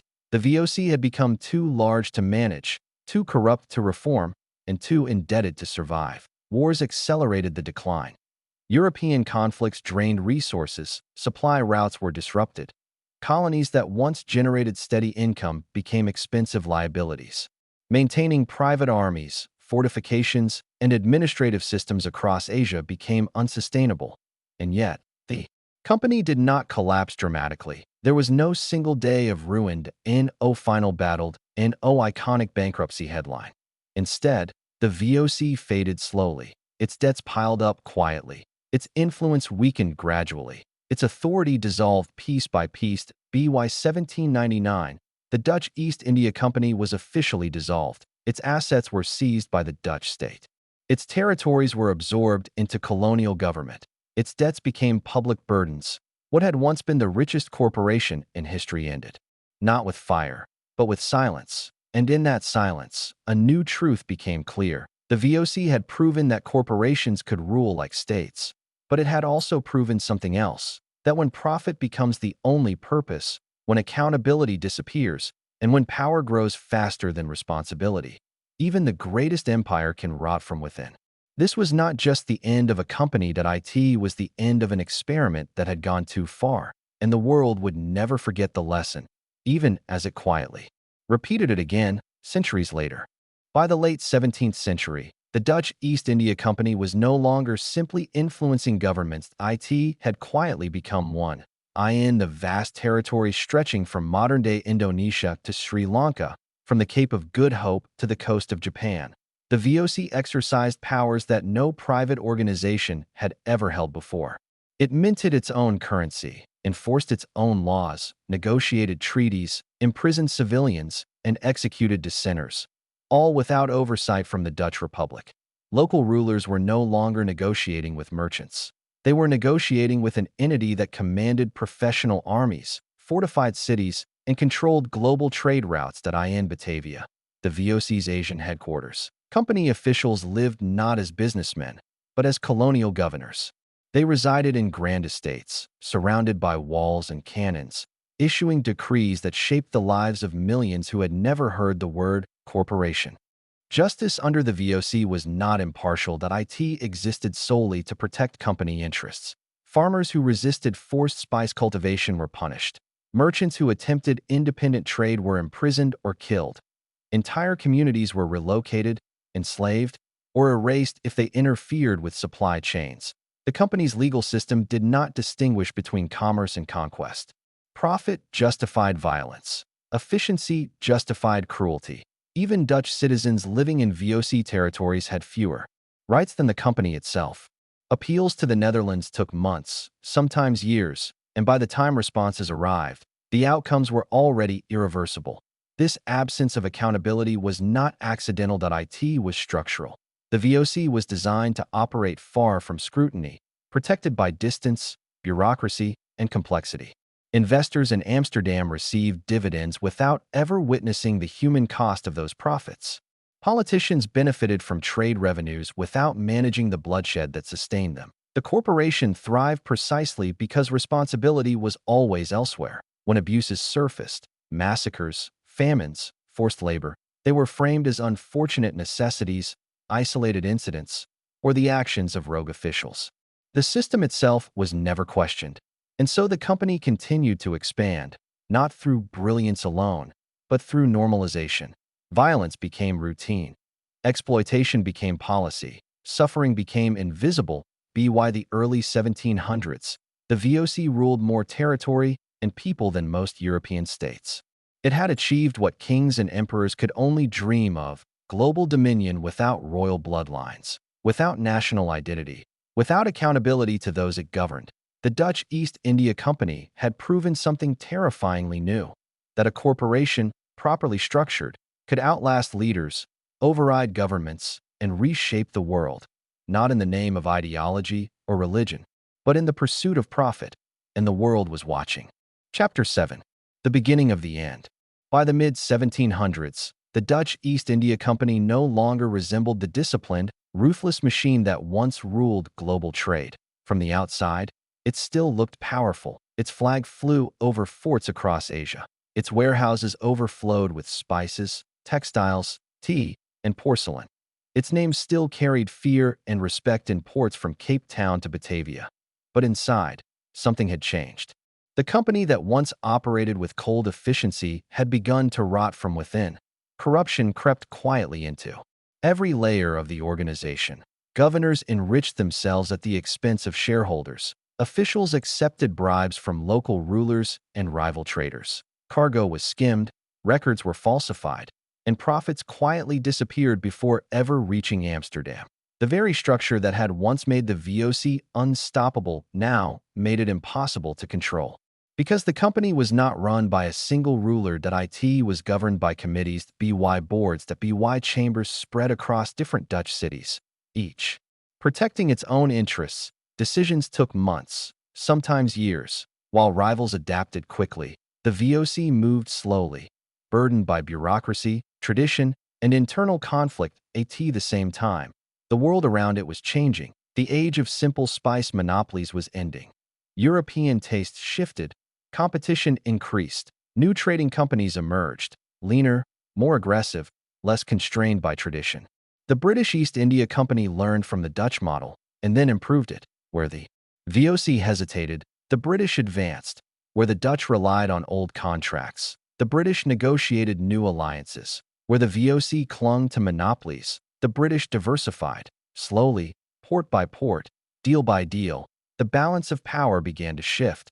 But the greatest danger to the Dutch East India Company did not come from foreign rivals, that it came from debt. For decades, the VOC had paid dividends even when profits declined. TO maintained the illusion of success. It borrowed heavily. Loans piled upon loans. Interest swallowed revenue. By the late 1700s, the company was drowning in obligations it could no longer repay. Wars made everything worse. The Netherlands became entangled in European conflicts that disrupted trade routes and drained resources. British naval power strangled Dutch shipping. Cargo ships were seized. Ports were blockaded. Each war weakened the company further, and yet, executives continued to deny reality. Reports were softened. Losses were hidden. Shareholders were reassured, because admitting failure would collapse everything. Inside Asia, the company's grip began to loosen. Local rulers, once intimidated by VOC cannons, sensed weakness. Rebellions flared. Treaties were broken. Maintaining control now required constant military spending, draining even more money from an already collapsing system. The VOC had become trapped by its own legacy, too big to reform, too powerful to abandon, too corrupt to survive. By the end of the 18th century, what had once been the richest corporation in human history was barely functioning. Its ships still sailed, its officials still governed, but the heart of the empire had stopped beating. The world's first corporate superpower was entering its final phase, not with a dramatic collapse, but with a long, quiet decline. And soon, the bill would come due. By the late 17th century, the Dutch East India Company had reached a paradoxical moment in its history. It was more powerful than any corporation the world had ever seen, yet increasingly fragile beneath the surface. From Amsterdam's canals to the Spice Islands of Southeast Asia, the company's reach remained vast, but its foundations were beginning to shift in ways few shareholders could fully understand. For decades, the VOC had thrived on a carefully maintained illusion of permanence. Its ships still arrived in Dutch ports heavy with pepper, nutmeg, cloves, and tea. Dividends were still paid, though less predictably than before. The grand chambers of the company continued to speak the language of confidence, authority, and destiny. But far from Europe, in the humid air of Batavia and the contested waters of the Indian Ocean, the cost of maintaining this empire was quietly rising. The company's greatest strength had always been its monopoly. By controlling supply, it controlled price. But monopolies require constant enforcement. Crops had to be destroyed when markets threatened to oversupply. Farmers had to be coerced into exclusive contracts. Competing traders had to be eliminated or absorbed. Each of these actions required soldiers, ships, and money. And the farther the company expanded, the more expensive control became. At the same time, the global world the VOC had helped create was changing. Other European powers were learning from Dutch methods. The English East India Company grew bolder and more organized. French traders began pressing into Asian markets. Even smaller regional players started finding ways around Dutch restrictions. Smuggling increased. Illegal trade flourished. The monopoly, once airtight, began to leak. Inside the company, governance grew increasingly strained. The VOC was ruled not by a single authority, but by a web of chambers spread across Dutch cities, each representing different commercial interests. Decisions moved slowly. Corruption became easier to hide. Governors in Asia often acted like independent rulers, prioritizing personal wealth over long-term stability. Reports sent back to Amsterdam were filtered, softened, or delayed, creating a growing gap between reality and perception. Debt, once a tool of expansion, became a permanent fixture. To fund wars, fleets, and fortifications, the company borrowed heavily. Loans were rolled over rather than repaid. Short-term fixes replaced long-term planning. On paper, the VOC still appeared profitable. In reality, much of its income was already spoken for, tied up in maintenance costs and military expenditures that never truly ended. the human cost of this system deepened as well. Indigenous communities across Asia found themselves trapped in cycles of forced production and declining autonomy. Resistance did not disappear, it adapted.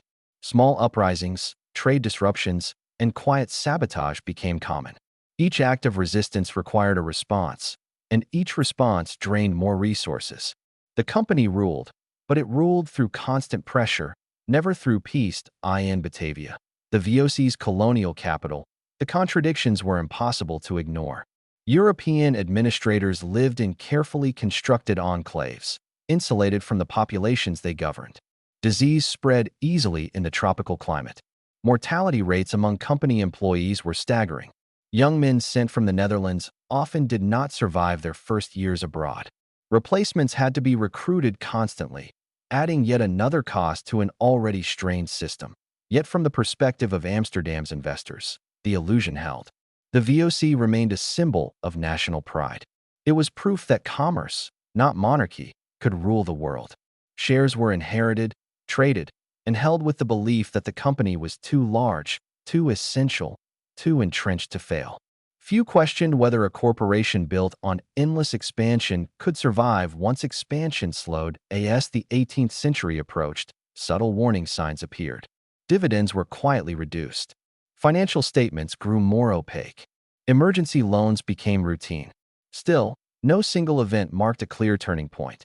Decline arrived not as a collapse, but as a slow erosion, a gradual wearing down of systems designed for growth, not sustainability. The Dutch East India Company had changed the world by proving that corporate power could rival nations.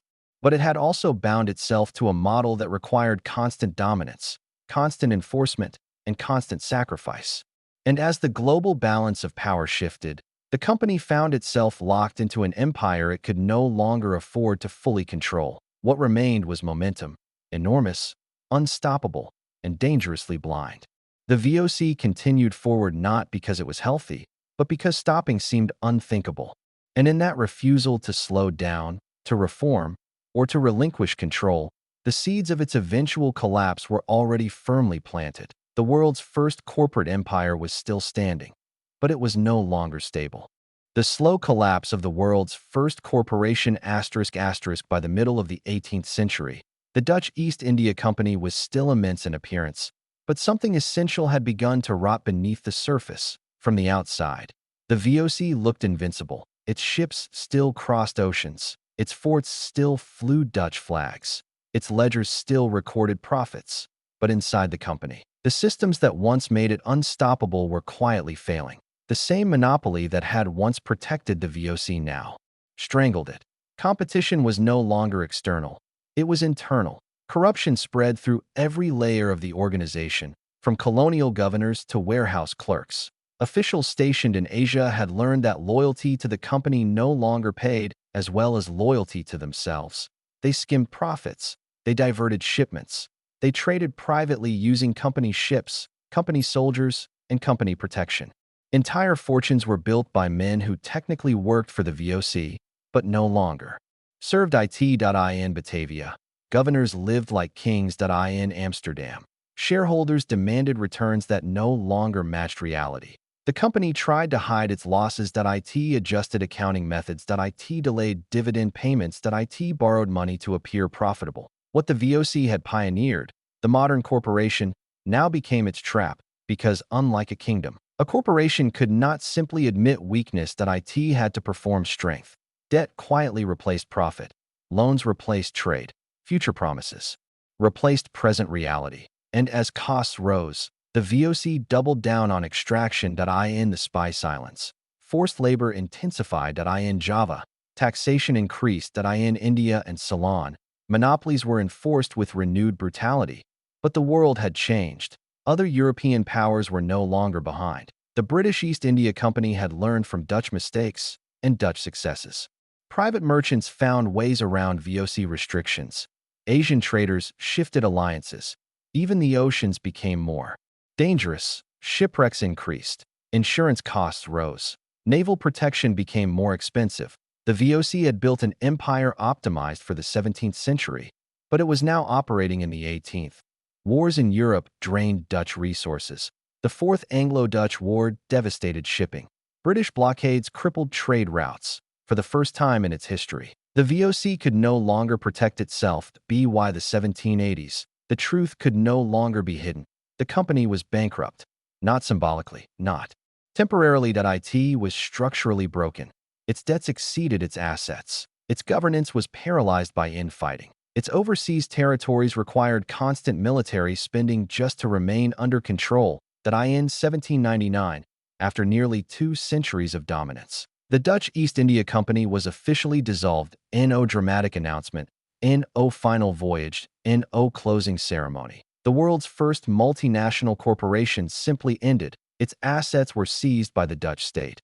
Its territories became colonial possessions of the Netherlands. Its debts were absorbed by the public. The corporation that had once ruled oceans now vanished into paperwork, but its influence did not disappear. The systems it created lived on: shareholder capitalism, corporate monopolies, private military power, global supply chains built on exploitation, the idea that profit could justify domination. Modern corporations did not invent these systems. They inherited them. The VOC was gone, but the world it built remained, and long after. Its name faded from public memory. Its blueprint continued shaping global power. This was not just the end of a company. It was the moment the modern world fully began. Chapter 8. The slow collapse of the first corporate empire. By the mid-1700s, the Dutch East India Company still looked powerful from the outside. Its ships continued to arrive in European ports. Its warehouses remained full. Its name still carried authority across oceans. But beneath that surface, something fundamental had begun to rot. The VOC was no longer the lean, disciplined trading machine it had once been. It had become a sprawling bureaucracy weighed down by corruption, debt, and inertia, a corporation too large to move quickly, too arrogant to change, and too fragmented to control itself. For decades, company officials in Asia had ruled like kings. They controlled trade routes, imposed monopolies, commanded armies, and governed entire populations with little oversight from Amsterdam. And slowly, almost inevitably, many of them began to treat the company as a personal treasury rather than a public institution. Bribery became routine. Private trading, officially illegal, was widely practiced. Governors inflated costs, skimmed profits, and diverted cargo into their own accounts. Local administrators colluded with smugglers. Ship captains underreported valuable goods. Entire supply chains became shadows of what they were meant to be. From Europe, the directors could sense something was wrong. Dividends became harder to maintain. Accounting records grew opaque. Requests for emergency funding increased. But the distance between Amsterdam and Asia made real control almost impossible. A letter from Batavia could take months to arrive. Orders sent in response might not be enforced for years, if at all. By the time corruption was discovered, the officials responsible were often dead, retired, or impossibly wealthy at the same time. The global environment that had once favored the VOC was changing. Other European powers had learned from its model. The British East India Company expanded aggressively.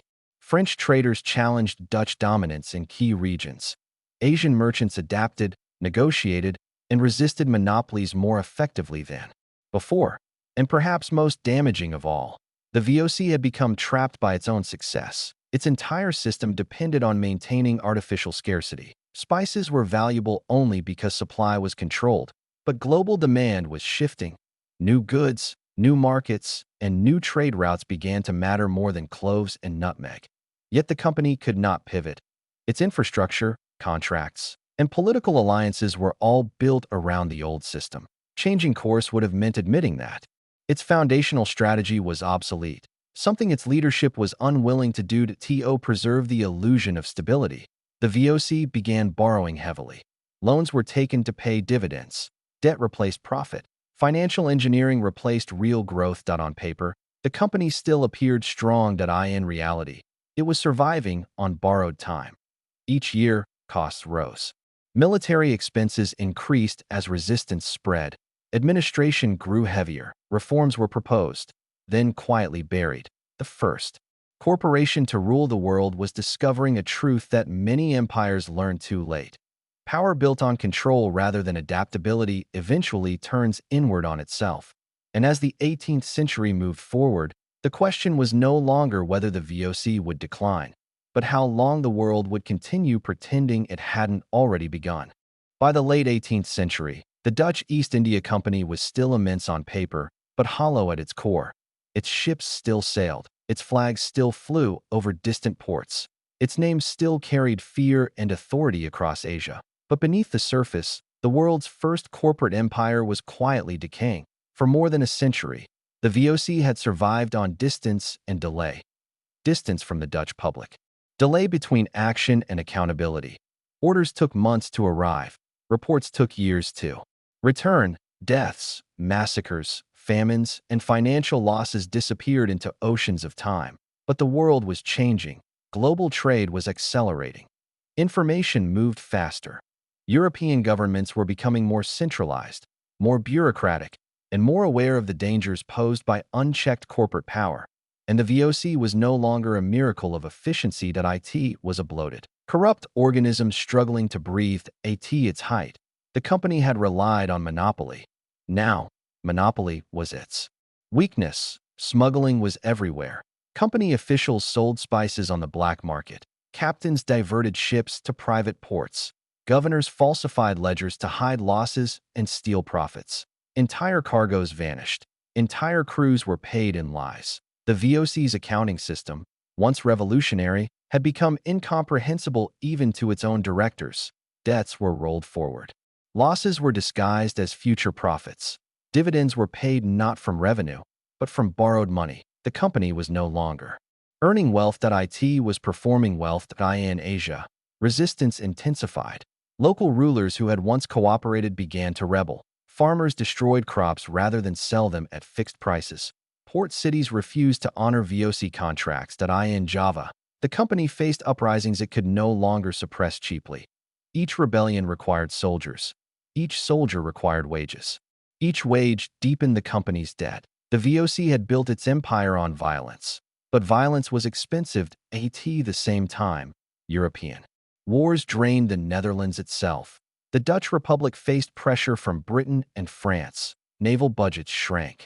Military protection weakened. And the British East India Company, younger, more aggressive, and backed by a stronger state, began overtaking Dutch influence across Asia. Ports fell. Trade routes shifted. Profits evaporated. The VOC attempted reforms. They replaced governors. They restructured boards. They issued new shares. They promised transparency. None of it worked, because the problem was not management. It was the system itself. The company had been designed to extract, not sustain. To conquer, not coexist. To profit quickly, not endure responsibly. By the 1780s, the VOC was drowning in debt. More than 110 million guilders. One of the largest corporate liabilities the world had ever seen. Employees went unpaid. Ships rotted in harbors. Investors panicked. The miracle had become a warning. In 1799, after nearly 2 centuries of dominance, the Dutch East India Company officially ceased to exist. No dramatic announcement, no public reckoning, no apology. Its charter simply expired. The Dutch government absorbed its debts, seized its territories, inherited its armies, and quietly buried its name. But the system it created did not disappear. The VOC had proven something dangerous and permanent, that corporations could rule like states, that profit could justify conquest, that shareholders could benefit from violence without ever seeing it, and that once such power exists, it never truly vanishes. It only changes names. By the late 18th century, the Dutch East India Company was no longer the unstoppable force it had once been. From the outside, its ships still sailed, its flags still flew, and its offices still carried the weight of centuries of authority. But beneath that familiar exterior, the system was decaying quietly, steadily, and irreversibly. The very structure that had once made the VOC powerful had become its greatest weakness. Decision-making was slow, fragmented, and deeply compromised by corruption. Governors in Asia operated with near total autonomy, enriching themselves while sending carefully edited reports back to the Netherlands. Losses were disguised as delays. Debt was hidden behind future promises. The company's books became less a record of reality and more a work of fiction designed to postpone collapse. Competition intensified as Britain and France refined their own corporate empires. The British East India Company learned from the Dutch example, improving logistics, tightening control, and aligning more closely with the British state.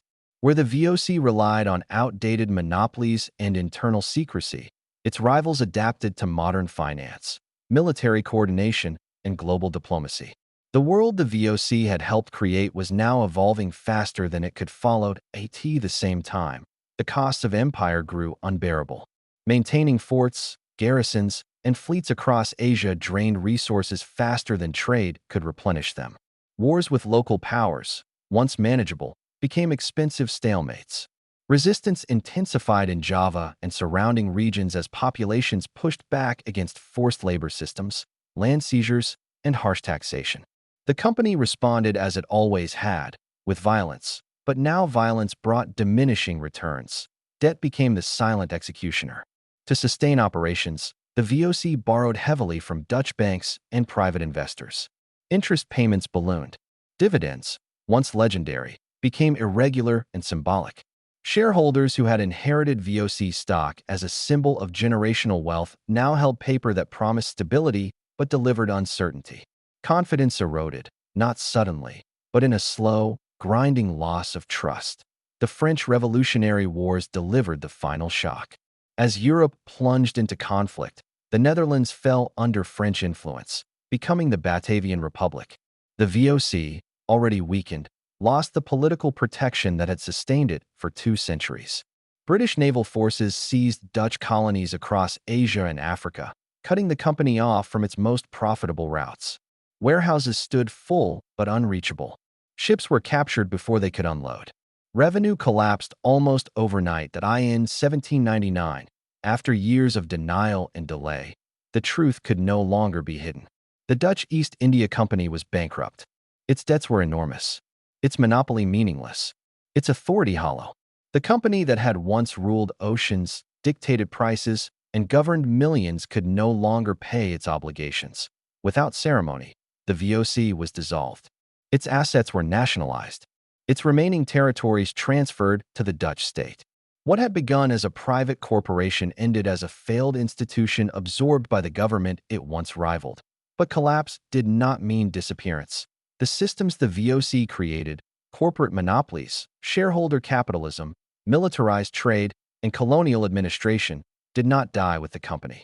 They were inherited, refined, and expanded by modern states and multinational corporations.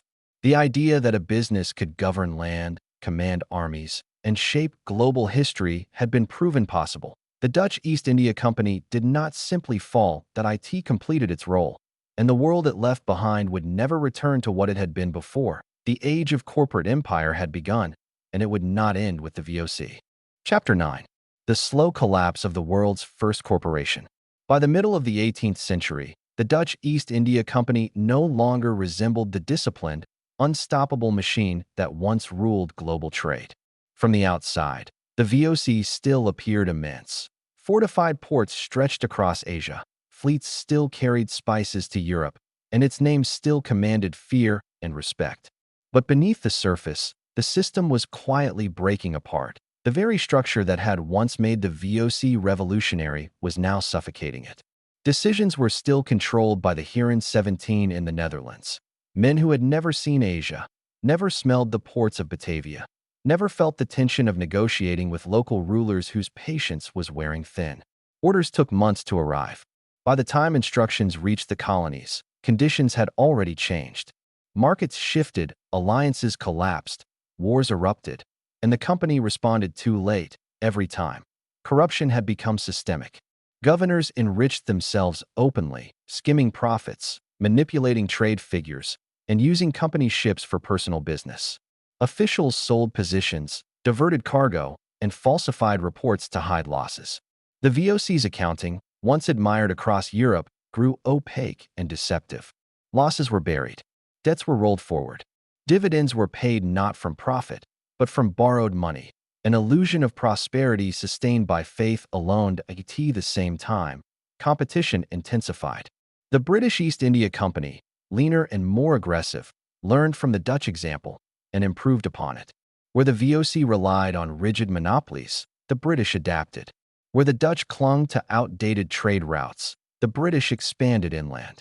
Slowly, port by port, influence shifted. The spice trade itself, the foundation of VOC wealth, was no longer as profitable as it once had been.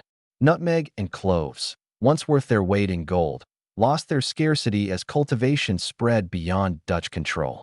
Prices fell. Margins shrank. What had once justified violence and conquest no longer delivered the returns investors expected. Meanwhile, the cost of empire continued to rise. Garrisons had to be fed, ships repaired, rebellions suppressed, fortresses maintained. Entire armies existed not to expand trade, but simply to hold what the company already controlled. The VOC was no longer growing. It was merely surviving, consuming itself to remain intact. Debt became unavoidable. The company borrowed heavily from Dutch banks, from private investors, from anyone willing to believe the empire still functioned. By the 1780s, the VOC was drowning in obligations it could no longer service. Interest payments alone consumed enormous portions of revenue. Every year required more borrowing, not to expand, but to pretend nothing was wrong. And yet, the illusion persisted. Shareholders still believed. The Dutch public still trusted the company that had built their nation's wealth. The VOC had become too big, too symbolic, too foundational to imagine collapsing. But empires do not fall all at once. They rot quietly, in ledgers, in distant colonies, in ignored warnings, until one day, the weight becomes impossible to carry. And for the Dutch East India Company, that moment was drawing closer. By the late 18th century, the Dutch East India Company was no longer the unstoppable force it once appeared to be. From the outside, it still carried the symbols of power, grand offices in Amsterdam, fleets crossing the oceans, and officials ruling over distant colonies. But beneath the surface, the machinery was breaking down. Decades of corruption had hollowed the company from within. Governors in Asia ruled like kings, enriching themselves while sending back falsified reports. Account books were manipulated. Profits were exaggerated. Losses were hidden. Entire shipments vanished on paper, only to reappear in private fortunes. The Dutch government knew something was wrong. Whispers of bankruptcy circulated in merchant circles. Shareholders demanded answers. Investigations were launched, not to dismantle the system, but to repair it just enough to keep it alive. Reform commissions were sent to Asia. New rules were drafted in The Hague. On paper, the company promised transparency, accountability, and restraint. Officials were instructed to reduce violence, curb corruption, and treat local populations more humanely. But these reforms were illusions. The reality on the ground did not change. Power still flowed through distance and delay. Orders sent from Europe took months to arrive. By the time reforms reached Batavia, they were ignored, rewritten, or quietly buried. Governors continued to rule as before, knowing that enforcement was weak and consequences were rare. The company's structure made real reform impossible. It was too large, too decentralized, and too entangled with the Dutch state. Many government officials were shareholders themselves. Many regulators had personal ties to company directors. To dismantle the VOC would mean dismantling the financial foundations of the Dutch Republic. So instead, the system pretended to heal. Loans were taken to cover losses. New shares were issued to calm investors. Dividends were paid using borrowed money, creating the illusion of profitability while deepening the debt. The company became a financial mirage, appearing stable while slowly sinking. In Asia, the consequences were severe. To maintain revenue, taxes were raised on local populations. Forced labor intensified. Peasants were pushed harder to produce crops for export, even as famine spread through rural regions. The company no longer built wealth, it extracted it desperately. Wars became more frequent, not for expansion, but for survival. The VOC fought regional rulers, rival traders, and even its own former allies. Each conflict drained more resources. Each victory brought less reward than the last. Why now? The company no longer controlled markets. Markets controlled the company. Global prices shifted. Competition increased. The world was changing faster than the VOC could adapt. And yet, the illusion persisted. From Europe, the Dutch East India Company still looked like a pillar of global trade. Its name still commanded respect. Its flag still flew over ports and fortresses. Few wanted to admit that the first great corporation was quietly dying, because acknowledging its failure would mean confronting a dangerous truth, that a company built to rule the world had become too powerful to save and too embedded to remove. The collapse was no longer a question of if, only when. By the end of the 18th century, the Dutch East India Company no longer ruled the seas with the confidence it once had. Its fleets were aging. Its finances were unstable. Its enemies were no longer just rival empires, but time itself. And yet, even as the company weakened, its influence did not disappear. It simply changed form. In 1799, after nearly 2 centuries of dominance, the Dutch East India Company was officially dissolved. Its debts were absorbed by the Dutch state. Its remaining assets were nationalized. On paper, the world's first multinational corporation was no more. But power, once created, does not vanish. It migrates. The legal architecture pioneered by the VOC survived intact. Limited liability, permanent capital, transferable shares, centralized management, and state-backed corporate violence all lived on. These were no longer Dutch innovations. They had become global standards. The VOC's model was quickly adopted by British trading houses, French colonial companies, and later by American industrial trusts. Railroads, oil companies, mining conglomerates, and banks all followed the same blueprint. Risk was distributed among investors. Profits were centralized. Responsibility was diluted. Control was preserved. What the VOC truly invented was not colonialism. Empires had existed long before it. What it invented was scalable power without accountability. For the first time in history, wealth could be extracted from one side of the world, laundered through legal systems, and protected by distance, bureaucracy, and abstraction. Executives could profit from violence they never witnessed. Shareholders could earn dividends without ever knowing the cost. This separation between action and consequence became the defining feature of modern capitalism. In Southeast Asia, the scars remained. Entire islands had been depopulated to enforce spice monopolies. Indigenous governance systems had been dismantled and replaced with extraction-focused administrations. Economies once built on sustainability were reorganized around export dependency. These regions would spend centuries attempting to recover autonomy over resources that had once been theirs. In Europe, the profits of the VOC had already reshaped society. Dutch financial institutions became models for international banking.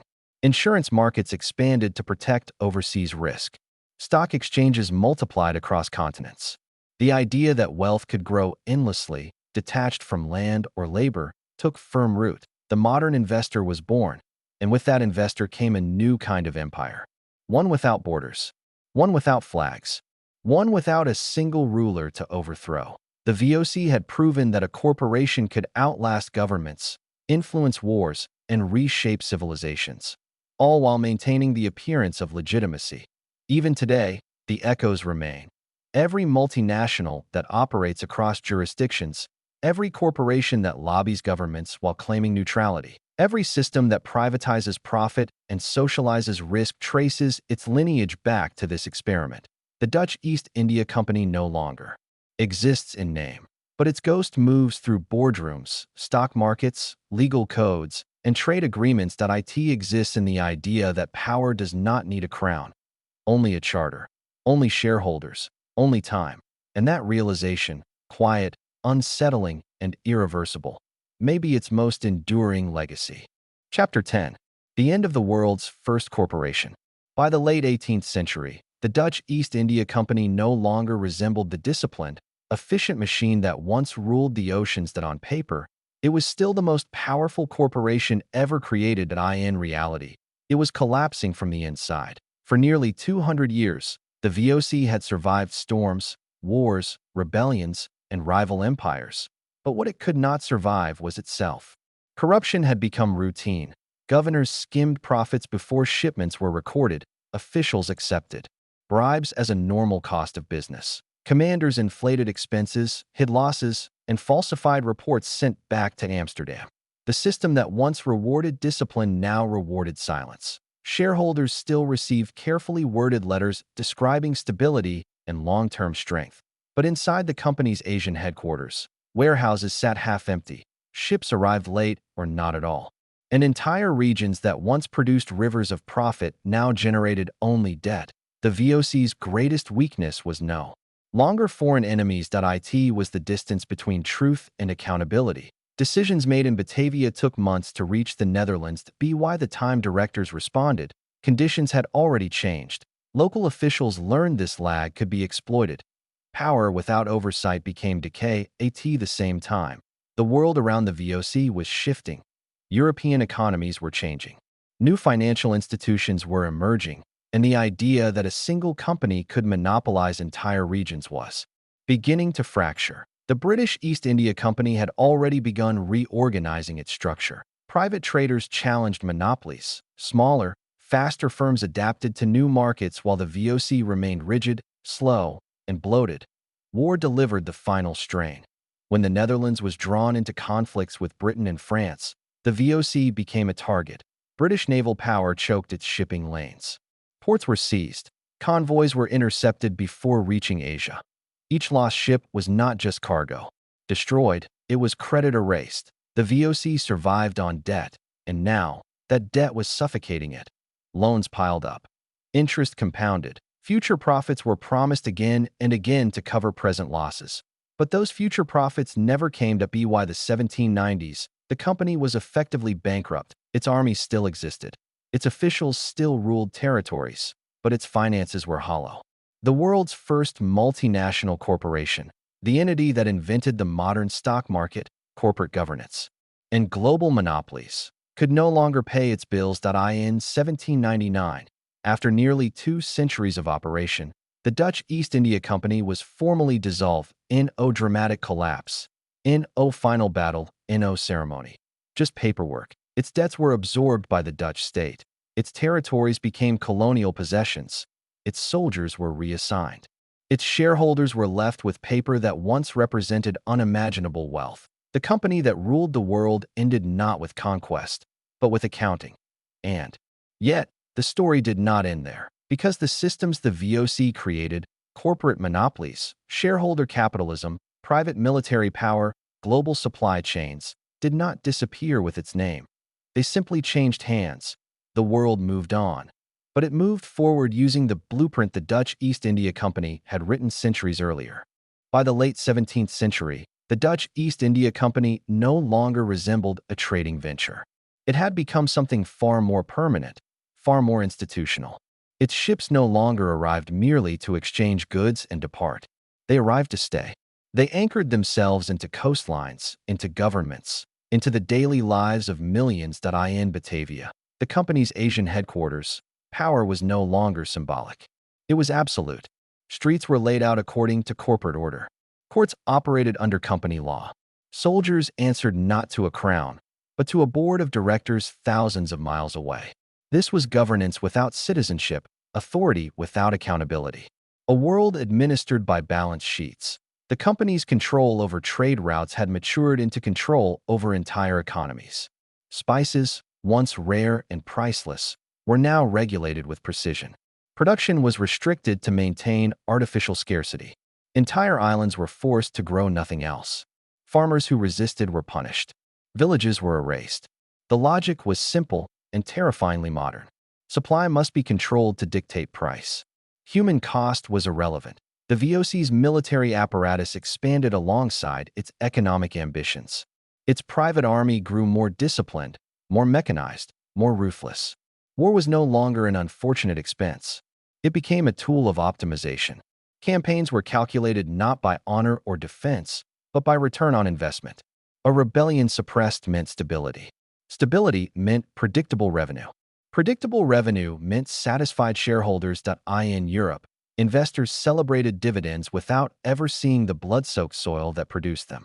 Annual reports spoke of growth, efficiency, expansion. They did not mention massacres. They did not mention forced labor. Distance sanitized brutality. Paper profits dissolved moral consequence. The company's influence began to shape European politics as well. Governments borrowed from it. Monarchs relied on its fleets. Diplomacy bent around its interests. When treaties were signed, the The company's clauses were often written into them. When wars broke out, its supply chains determined who could fight and who could not. A corporation had become indispensable to empire. Yet beneath this appearance of unstoppable dominance, pressure was building. Corruption seeped through every layer of the organization. Officials enriched themselves privately. Commanders falsified records. Governors ruled like kings, far from oversight, convinced of their own invincibility. The very scale that made the company powerful also made it fragile. Costs rose. Wars became longer. Resistance intensified. Administrative complexity slowed decision-making. What had once been a nimble enterprise now moved like a bloated organism, struggling to coordinate its own limbs. Profits remained high, but efficiency declined. Control required constant force. Force required constant money. The VOC responded the only way it knew how. It expanded further. It borrowed more. It squeezed harder. Each solution planted the seeds of the next crisis. The system fed on itself, growing larger, heavier, more dependent on perpetual growth. By the early 18th century, the company was no longer just extracting wealth from Asia. It was extracting stability from itself. Its books looked impressive. Its reality was brittle. A single disruption could ripple through the entire structure. And slowly, almost imperceptibly, the first cracks began to form. The corporation that had ruled oceans now faced a future it could not fully control. Not because it lacked power, but because power, once stretched too far, becomes its own undoing. The machine was still running, but it was no longer silent. By the time the Dutch East India Company was formally dissolved in 1799, its flag no longer flew over trading posts. Its directors no longer gathered in Amsterdam boardrooms, and its ships no longer carried spices under armed escort. But its influence did not disappear. It simply changed form. The VOC left behind something far more enduring than warehouses or forts. It left a blueprint, a model of how power could be exercised without crowns, how violence could be outsourced to balance sheets, and how accountability could be buried beneath layers of legal structure. The modern multinational corporation was born from this experiment. Limited liability, shareholder primacy, permanent capital, private armies justified as security. Profit insulated from moral consequence. These ideas did not die with the VOC. They spread. British companies adopted them. French trading firms refined them. American corporations perfected them. The East India Company followed the path the Dutch had carved. Later, oil companies, mining conglomerates, and financial institutions inherited the same logic: extract value, externalize harm, and distance decision-makers from consequences. Even today, the world still operates inside the architecture the VOC designed. Global supply chains trace routes first enforced by Dutch canons. Stock exchanges still operate on principles invented to fund colonial expansion. Corporate boards still answer primarily to investors, not to the populations their actions. In Indonesia, the scars remain visible. Plantation systems established by the VOC evolved into modern agribusiness monopolies. Land ownership patterns still reflect colonial seizures. Economic inequality mirrors the old structures of extraction. Entire regions were reshaped not for local prosperity, but for distant shareholders. And perhaps most unsettling of all, the VOC proved something that history has never forgotten: that a company, if given enough freedom, can become more powerful than a nation. That profit, when separated from responsibility, can justify almost anything. And that systems built for efficiency rarely stop themselves.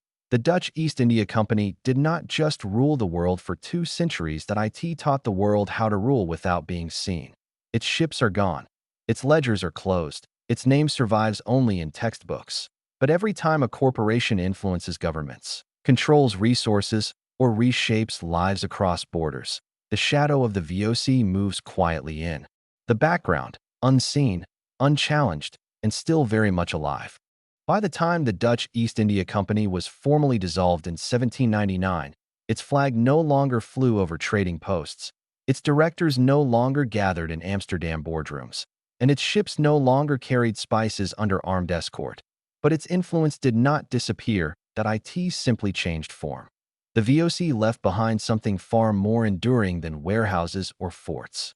It left a blueprint, a model of how power could be exercised without crowns, how violence could be outsourced to balance sheets, and how accountability could be buried beneath layers of legal structure. The modern multinational corporation was born from this experiment.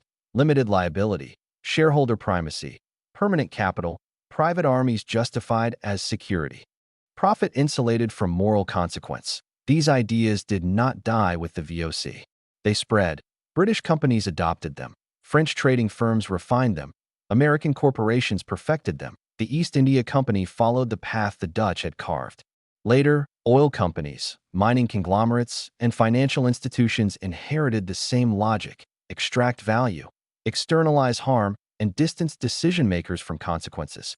Even today, the world still operates inside the architecture the VOC designed. Global supply chains trace routes first enforced by Dutch canons. Stock exchanges still operate on principles invented to fund colonial expansion. Corporate boards still answer primarily to investors, not to the populations their actions. Effect in Indonesia. The scars remain visible.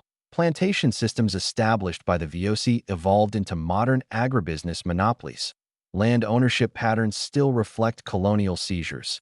Economic inequality mirrors the old structures of extraction. Entire regions were reshaped not for local prosperity, but for distant shareholders. And perhaps most unsettling of all, the VOC proved something that history has never forgotten: that a company, if given enough freedom, can become more powerful than a nation.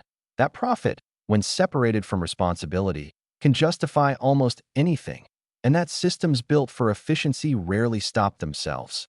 The Dutch East India Company did not just rule the world for 2 centuries, that IT taught the world how to rule without being seen. Its ships are gone. Its ledgers are closed. Its name survives only in textbooks. But every time a corporation influences governments, controls resources, or reshapes lives across borders, the shadow of the VOC moves quietly in the background, unseen, unchallenged, and still very much alive. The Dutch East India Company did not collapse with a single dramatic moment. There was no final battle, no closing ceremony, no clear ending.